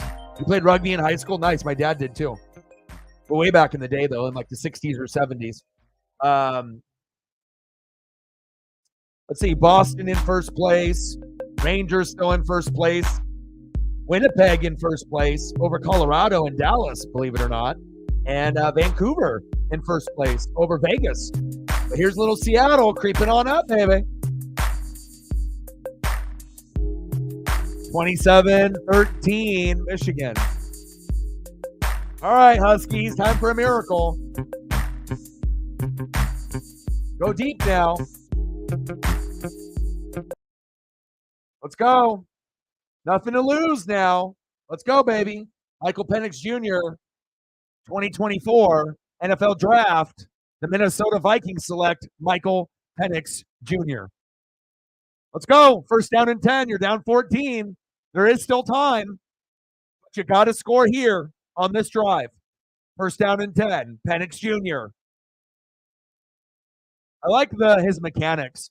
Like when I watch Michael Penix Jr. throw, it feels like a video game. Like I'm watching Steve Young. It's just so smooth, precise. It looks sharp. I never see like ducks, like bobbled throws. It's like always like a nice looking throw. Calm, cool, collected most of the time. I mean, you got Michigan breathing down your neck. Maximus. I don't know. The Buccaneers are dog shit. I'd rather have the Saints go to the playoffs. It's stupid. The Buccaneers are the only team in the last 4 years to make the playoffs every year. I didn't even want to make it last year or this year. Throw it deep. He's got a man. Yeah.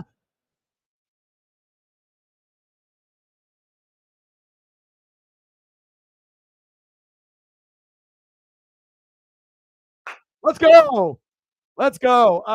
The Buccaneers are fucking terrible. I couldn't beat the Saints. And the second to last game to make the playoffs, and I ended up losing my fantasy championship because of Baker and Mike Evans. And then we played the Panthers and could only put up 9. So couldn't even get a touchdown. Baker's ribs are fucked. So even though the Eagles look like dog shit, and if Jalen Hurts' fingers is broken, AJ and Devontae Smith are on crutches and wheelchairs, they can still beat us. So I would be shocked if the Buccaneers beat the Eagles, even if those guys were injured or even if they didn't play. Like the Bucs are not in a good spot right now. They can dance around in the locker room making the playoffs, but it's not like we're a contender. We're a pretender. We're the worst team in the playoffs out of all the teams that are in. Tampa Bay, 2 years in a row. Disgusting. Yeah. Baker and Mike Evans, because I thought even if they played bad, I thought that I would at least get 15 each, and they combined for 11. And if I would have played Nick Mullins, who I originally had in my lineup, Jets D, Zamir White over Mike Evans, it was either one or the other. But again, I decided to go with the red matchup and my guys. I'm going to win or lose with my guys, and I paid the price and I lost, and I only lost by 7. Like if I would have just made one move, Nick Mullins for Baker. Baker puts up like, a 6 or a 5. Mullins put up a 20. So I would have won, But again, green matchups matter in the playoffs, especially late. When you have red, you have to sometimes just say, fuck it, stay away, because You can always get green results on a red matchup, but it just seems like when the spotlight is on you and you're in the championship in fantasy, if you play red, you're going to pay the price. You will get fucked up. And if you, like in the first week in the championship round, I had 8 out of 9 red. 8 out of 9. So I already knew I was only going to score 100 to 110, and I averaged 155 in the semis in the first 2 rounds, and I blew my opponent out, Chief by 100. And then I had shit the bed in the first week in the championship, like usual, with all red matchups with like 100, 110. And then, I have to pray for 150 to 190 in that second week. And, it's just tough, man. But I only have myself to blame and complete. Super Bowl pick. The most obvious, the two best teams, Ravens, Niners, which everyone would say, even if you're an idiot, right? But if Cleveland plays Baltimore, Cleveland could win. The Rams could upset someone, Lions, and further. And the Buffalo Bills could be a team that we could see in the AFC Championship game and overachieve with Brady calling plays instead of Ken Dorsey and James Cook being the best running back Buffalo has had since Thurman Thomas. It's been a while. A lot of RB2s that weren't good enough. And then they finally figured out, if we actually give this James Cook guy the ball, he's actually not an RB2, Dorsey, idiot, right? He actually is an RB1. And now you've seen the change. So, Tampa annoys the shit out of me because I want a franchise quarterback. I'm not like everyone else. It's not like I just want Baker to fail, but I'm looking at a standpoint for me as a fan since 95. I know what it takes to be a champion with Brady and with like Sapp and Brooks and Lynch and Barber and Allstott. And then, Brady, Gronk, Arians, AB, Devin White, Levante David, Antoine Winfield Jr., Kristen Wirfs. I can go on forever, but it's like the two styles were completely different. But I know what it takes to be great. And sometimes I just want to be able to have a franchise quarterback, not Vinny Testaverde, not Josh Freeman. I need to be able to have someone I can be proud of that I would consider buying a jersey of. Because when Brady and Gronk came, do you think I bought any memorabilia or merch? Fuck no. I'm not a sellout. All right. I'm a defensive guy. And, I'm not going to buy that stuff. Penix. Shit. And complete. And a flag on the play. Oh. Steelers, Bucks, Super Bowl. Fuck, I wouldn't even watch it. Let's just say fucking tape that shit for me. We would just be doing like a mental health stream at that point. The only thing you would look forward to in that game, Steelers, Bucks, is George Pickens turning into fucking Odell and going off for like 200 yards receiving and like 4 touchdowns. That would be the only thing that would make it fun. And then Mike Evans trying to do the same thing on the other side. No, I don't think we need Caleb Williams, and I don't think we would trade up because they're too dumb or cheap or wouldn't even think like that. Caleb might end up being a bust. I mean, it really depends on team and scheme. He seems like to me that he would be above average at the very least, not like a complete bust like a Zach Wilson. But if he is projected to be Patrick Mahomes 2.0 and he's not, then people are going to like say, oh, he's a bust, because his expectations are kind of like LeBron. It's like they're very, very high, like Mahomes, right? So, but I don't know. Drake May looks like he could do something. Caleb, Bo Nix, Michael Penix Jr., and then Quinn Ewers later. Intercepted, and then it's over. Uh-oh. Blockers downfield. Oh! Get him. There we go. Don't get him to go pick 6. Golly, it's over now. No, but I don't think we need to trade up to Caleb Williams. But what I will say is that if we had a chance for Caleb Williams to throw to Mike Evans and Godwin, I would be on board. And I would be on board, for any of these quarterbacks. But since Baker has overachieved like Russell Wilson this year stats-wise, whether you like the guys or not, they have improved their stats much higher than anticipated for both guys. So both guys are kind of questionable off the field, attitude and whatnot. Like a lot of people don't like Baker because of his attitude, but I don't think Baker is as bad as Russ, and Baker is a leader and he's a winner. But I don't want Baker to be my quarterback for the next 5 years, if that's selfish for me to say. I've already had, Brady for a short period of time, but that still felt like a dream. It's just I want to be able to, have a guy that we believe in to start with, not just a guy that we bring over in free agency. Like, I want Baker to have someone to compete with that's better than Kyle Trask, who sucks. He's not good enough. Like I need someone like Michael Penix Jr. so that way we can have two guys that I can be confident in. Touchdown, Wolverines. Jaden Daniels. I see him more in the Saints uniform actually, rather than the Tampa Bay Buccaneers. But I could see him in a Buccaneer uniform. He got the Heisman, and I think that he'll be able to mentally handle it better than Bo Nix or Michael Penix Jr. if they had that hanging over their head. I think with Jaden Daniels, it's just like, fuck it. I don't give a shit. It's just a award. Fuck it. Like kind of like Devontae Smith. Like, oh, I won the Heisman? I don't give a shit. And like the quarterbacks, they win it, and they're like, fuck, I'm cursed. So I feel like when you get other guys that win it, some will handle it a little bit better. And with Jaden Daniels, I don't see him like parading around. Look at me with my Heisman, almost like I almost wish I didn't win it, but I don't give a shit. I won it, and I'm not going to let it curse me. So I don't think his career will be affected by the Heisman, like Mariota and Jameis and some of the others that it did. So he seems like he's got some swag. I don't know what his potential is NFL wise. It won't be as good of a player in college on the NFL side, but I think in the right scheme, Jaden Daniels has a chance to be a top 16 quarterback, just like any of the other rookies. But, who out of the rookie class, out of the, 8 quarterbacks, who are going to be the 2 that succeed? 2 are going to succeed, 2 are going to fail, 2 are going to be average or mid, and then 2 are going to have to wait to go to their second or third team to be able to prove themselves. So that's how it's going to go. You're not going to get 8 quarterbacks and 5 are going to pan out, and going to be all 5 are going to be top 12 quarterbacks. Not going to happen. 34-13, Michigan. I feel bad for Reflect and all the Washington fans. Although a lot of Duck fans are happy, but again, Michael Penix Jr. still love him, and you're going against the best coach, right? Even though DeBoer won Coach of the Year, but overall in college football, if it's not Saban, it's typically Harbaugh, and finally getting a championship. And we'll see if he stays or goes. But wherever he goes, he wins. So if he stays at Michigan, we have a brand new powerhouse in college football. If he leaves and he goes to the NFL, whatever NFL team he goes to, hell, if I had an opportunity to get Harbaugh, I would jump out the window. I would lose it. Tampa Bay got Harbaugh? Oh, I'd be like, oh, yeah, I'm going to the playoffs for sure. And really quick. I might have to wait a year, but, eventually it'll be like a consistent thing. And with a coach like that, that you're going to get a chance for a Super Bowl, NFC, AFC championship game, or Rose Bowl natty. And that's what it's about. So tough. But again, Oregon, the same fate. Probably, maybe Oregon puts up 20, but Oregon doesn't win this game either.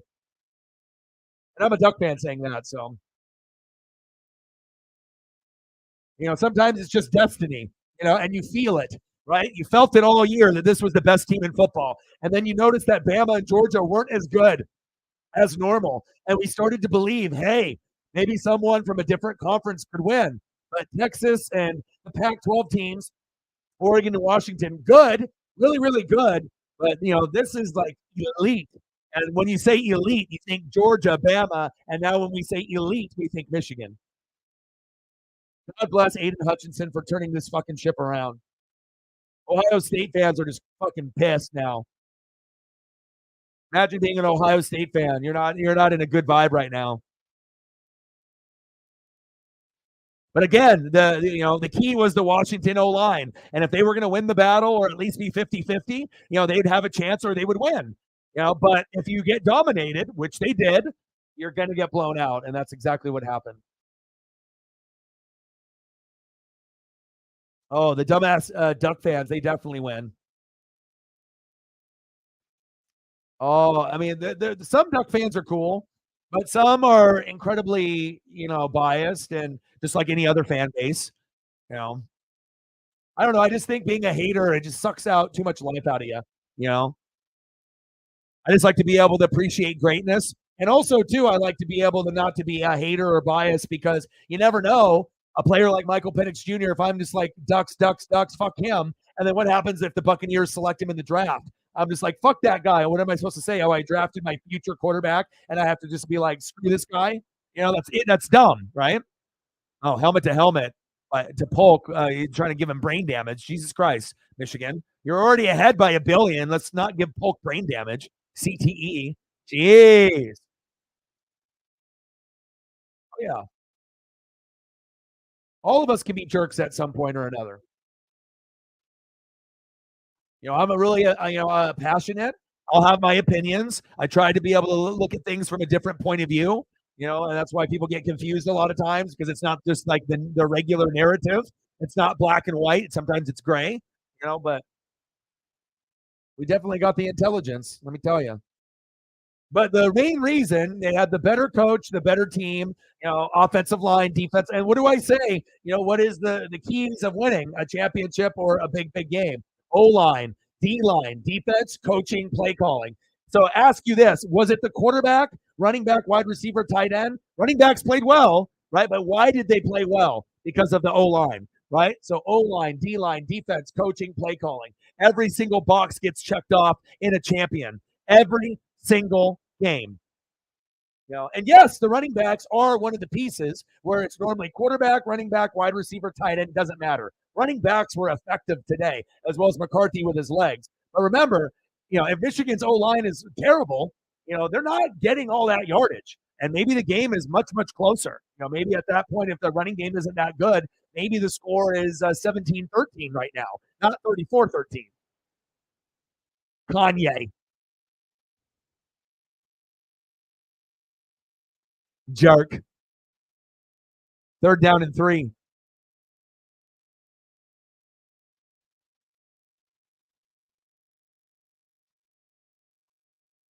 Tough for the Husky fans, you know what I mean? But again, I will still continue. I can't root for Pac-12 anymore because it doesn't exist. So now it's a free-for-all. Now it's just like, all right, I got to beat up USC, Washington, UCLA. Now we got to beat up Michigan and Ohio State and Penn State, Wisconsin and Iowa. Got to beat everybody down. The Big Ten is going to be a lot of fun as far as a super conference. Like SEC got Oklahoma, Texas, Georgia, Bama, which would be awesome.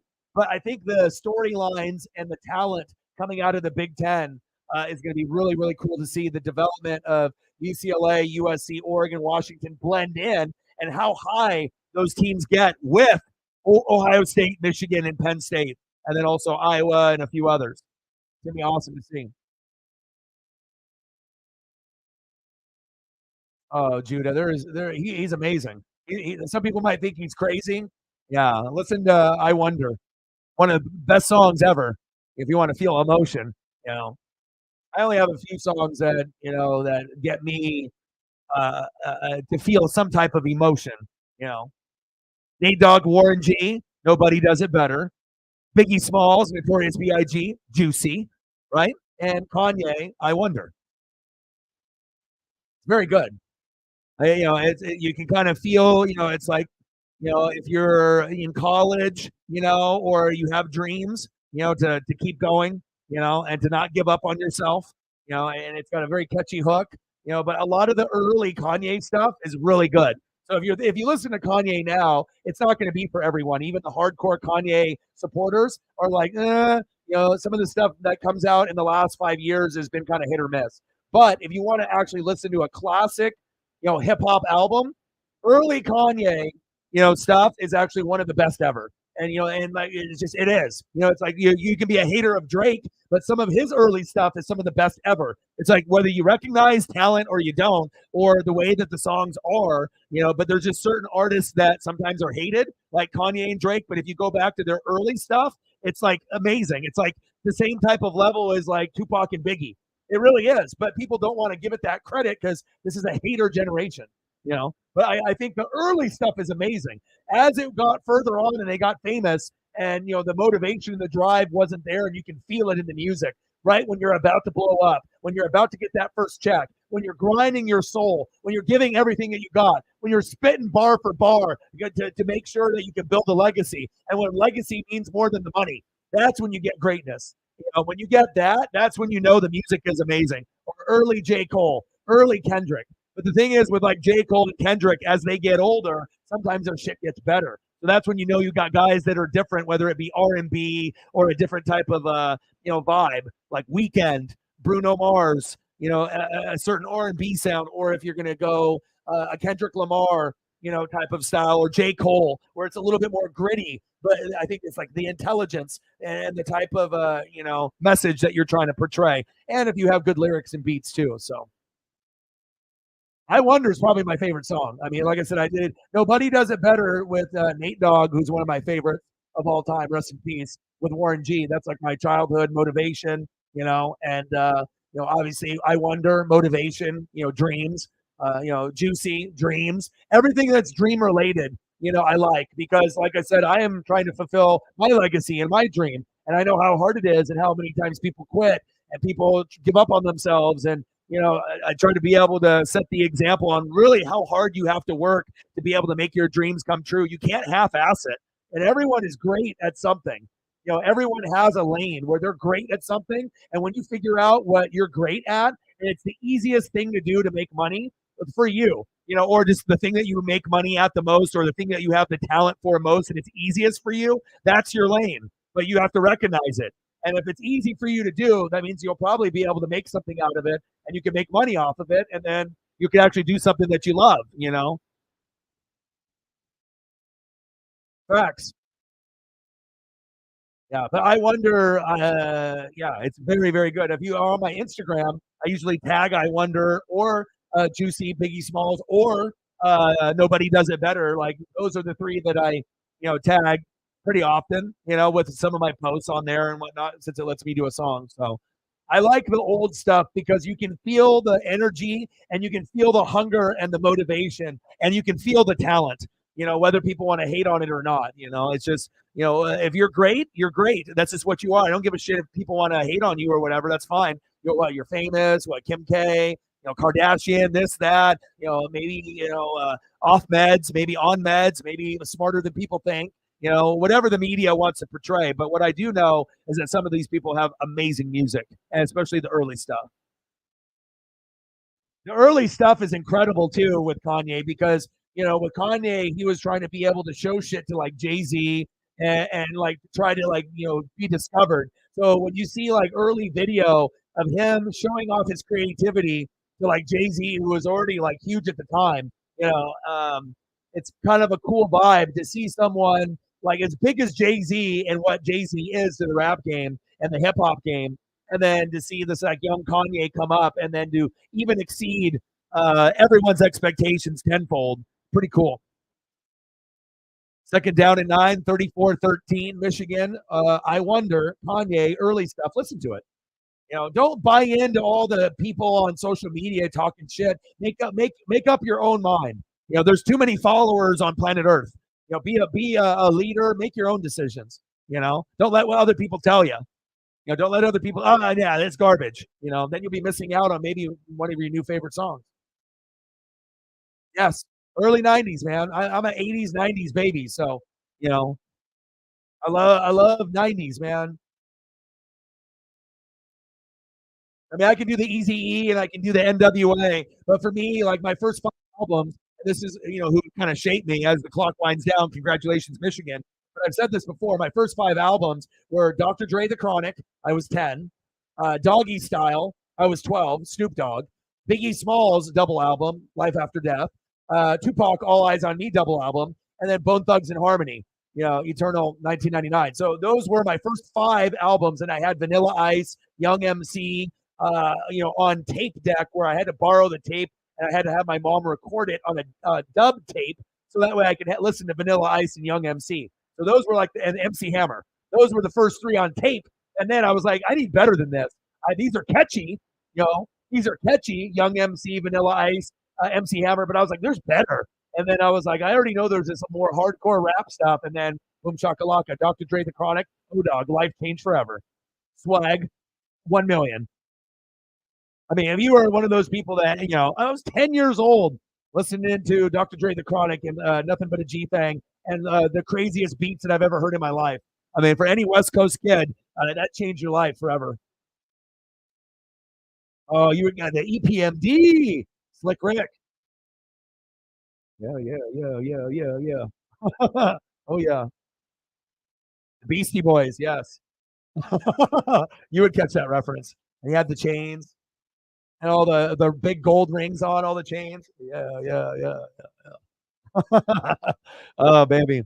Congratulations to Michigan, 34-13. All right, so is Harbaugh leaving to the NFL or is he staying and building a dynasty? Oh, the best storyteller. The best, the art of storytelling. There were so many Slick Rick songs I listened to, and also shit that Slick Rick was featured on, singing a hook or a verse. And then whenever you heard his voice come on, you're like, oh my god! It was like I'm trying to like have a comparison of what his vibe was like.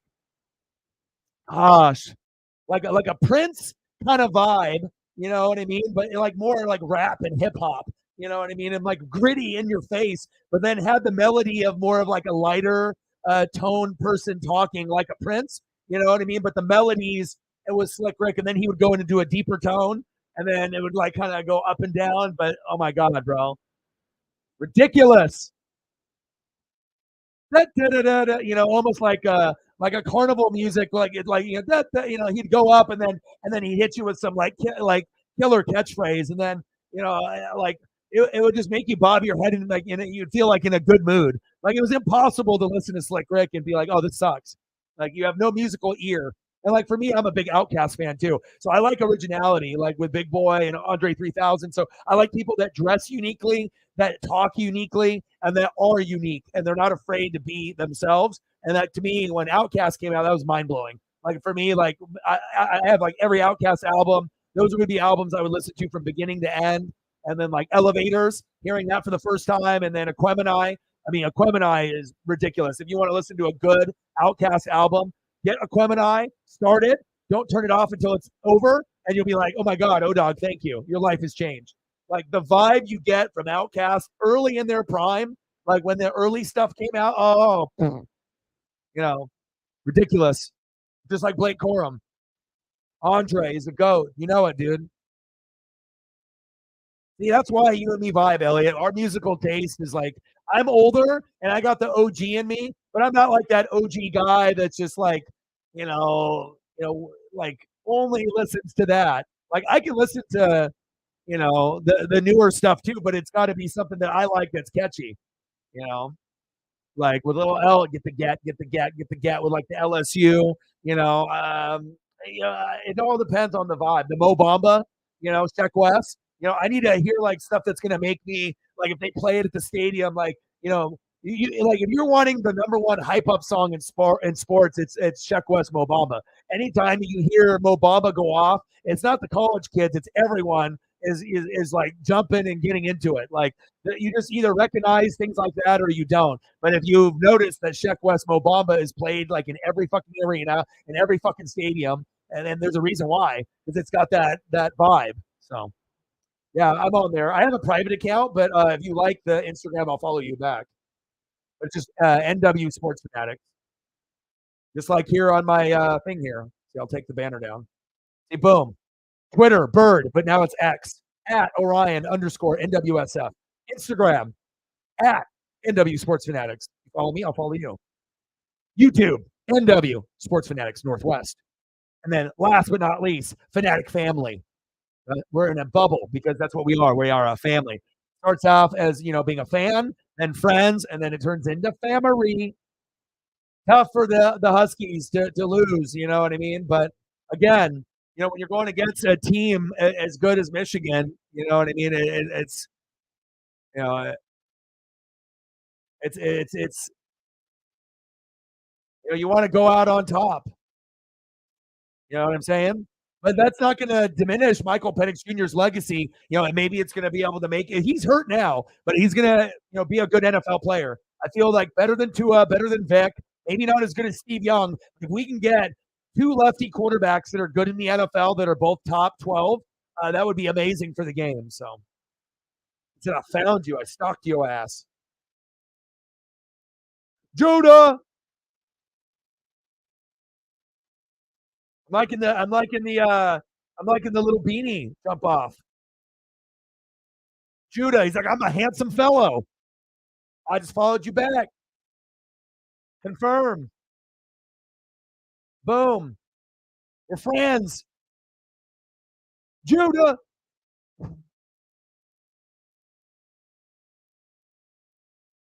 Yeah, but I'm always, like I said, I'm never gonna recommend shit that's terrible. I'm always gonna see it from a different point of view, female point of view, from another point of view of a sport fan, musically, and that's why I feel it's beneficial to have friends that are 18 to 90 because you literally are always in the loop. You're always in the loop.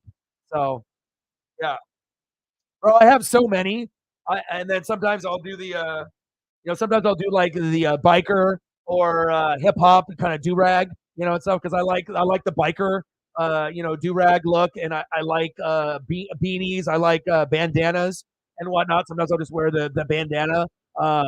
It's not like I'm gangster. It's just I like them. You know what I mean? And I shave my head and face and stuff, so it's like I used to have like the fade and everything, but most of the time I'll be wearing like a snapback or like a pro back or some kind of hat or whatever. But I go through phases where if you go back and watch my old videos, the early ones I wore stunner shades, and then I did hats, and then I went like hard hats and like specialty hats for the team, and then beanies, and then do rags, and then like headbands. So I guess it just kind of depends on my mood and what's going on. So yeah, she's my everything, bro. She is my everything. Like literally, um, yeah. Like I said, I don't have any kids of my own. So like literally she is my daughter. When I got her from the ex-girlfriend when we broke up, right, I knew she was seeing me pack up and was getting sad. And when I got to take her, I've never seen her smile as big as if you go and scroll on the Instagram. Actually, I don't know if it's on here. Yeah, it is. If you scroll down on the Instagram and you get into the photo between Julio and Bryce Miller, the one that's dated July 21st, and you look at her smile, that was our first day together.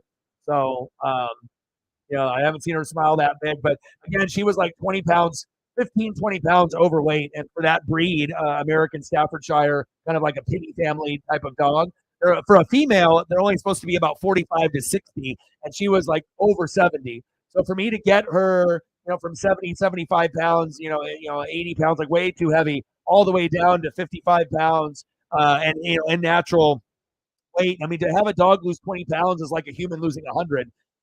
But I've also dropped 70 since COVID. So I ballooned up all the way from 270, 275. Now I'm down to like 197 to 202. So I've dropped about 70 bills. But yeah, so I walk with her legit. Like I am the most committed, determined human on planet Earth. Like I literally walk her 7 days a week. I brought Air Max Vapors, brand new, and they're already getting worn out. And I've only had them for like 2-3 months because I'm literally walking 7 days a week because she needs it 3 times a day and for about 30 to 45 minutes every day. So about an hour and a half to 2 hours every day, 7 days a week. So, um, she deserves it. So since I don't have kids of my own, I'm going to treat her even better than if I had a kid, because obviously kissing a kid on the forehead 500 times in a day is weird. So, but for me to do it for my dog is acceptable. So, for me to be able to show the love, that's what I'm going to do. And that's what I got to do, obviously, here in a little bit. But I appreciate you following and, good vibes. It's always good to put a face to a name, and I appreciate you very, very much. Speaking of Paisley, she's in here in the room now looking at me. So pretty. So pretty and well behaved. Like I'll tell her, hey, I gotta go do dad's gotta do a game, and she'll look at me and I'll go take a nap on the couch. And then she'll go take a nap on the couch, and then me or family member will wrap her up into like a burrito and go from there. So yeah. So what I do is on the Instagram, I've been archiving all my posts. So every day, after the post is over, I have a bunch of Kraken posts, right? But I just archive them. Like the last post is this matchup, and I just archive it. But once we go into the Kraken, I'll start keeping more of the posts up. But normally it'll just be like me and Paisley, and then I will start doing some more Kraken stuff.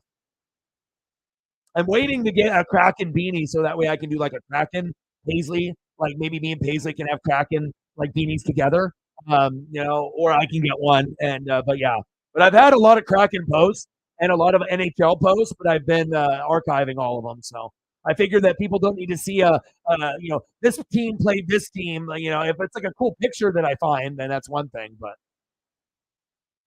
yeah, I agree. But a lot of them are archived. I got some cool ones, especially from like the Winter Classic and everything. Like I wish I was able to go to that. Third national championship in AP Poll era since '97. Charles Woodson, 16 to go 15-0 or better, 15 wins, most in Big Ten history. And make sure you're taking care of your mental health. It's very, very important. You only got one. So make sure that, if you're off, make sure you're talking to somebody. Make sure you're listening to music. Make sure you're going outside. Get a fucking pet. Take care of something more important than yourself. That's how I treat Paisley. I care about myself, but I'm going to make sure that I'm going to go all out. It's like if I'm going out there and I'm getting rained on and I only want to go the short walk, I push myself and I do the long one for her. Sometimes not just for me, but for her. So you live life that way. It's a lot more fulfilling.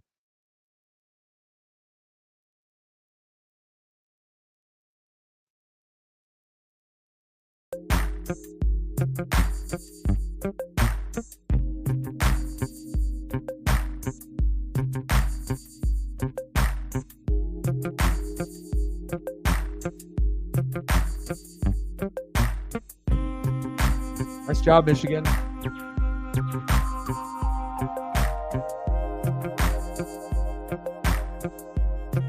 Night, man. Appreciate you.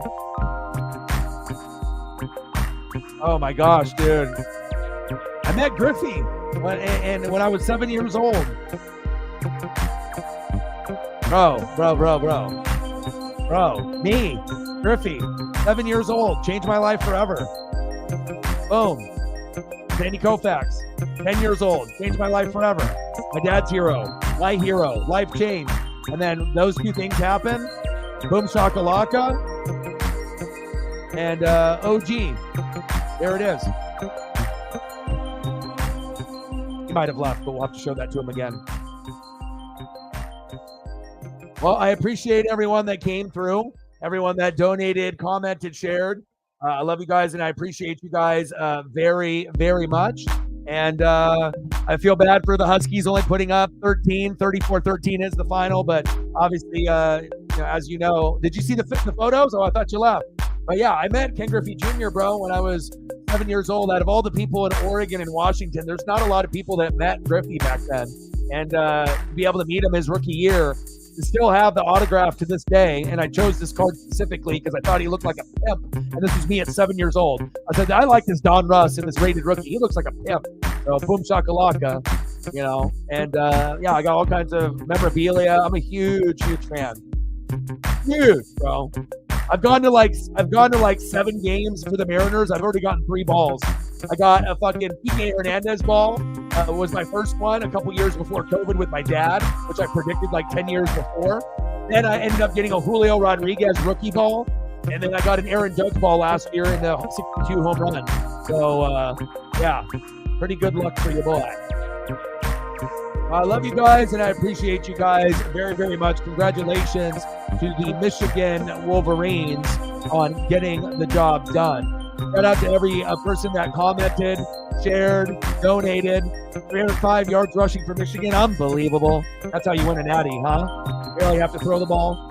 But I appreciate everyone. Sarah, you're awesome. Judah, Matt, everyone else, all the people on Twitter/X. I love you and I appreciate you. Final score, Michigan 34, Washington 13. And I got one question for you. We don't talk sports like us. Your boy Ron, Northwest Sports Fanatics. We'll be back tomorrow for the Kraken, and I'm out. Okay.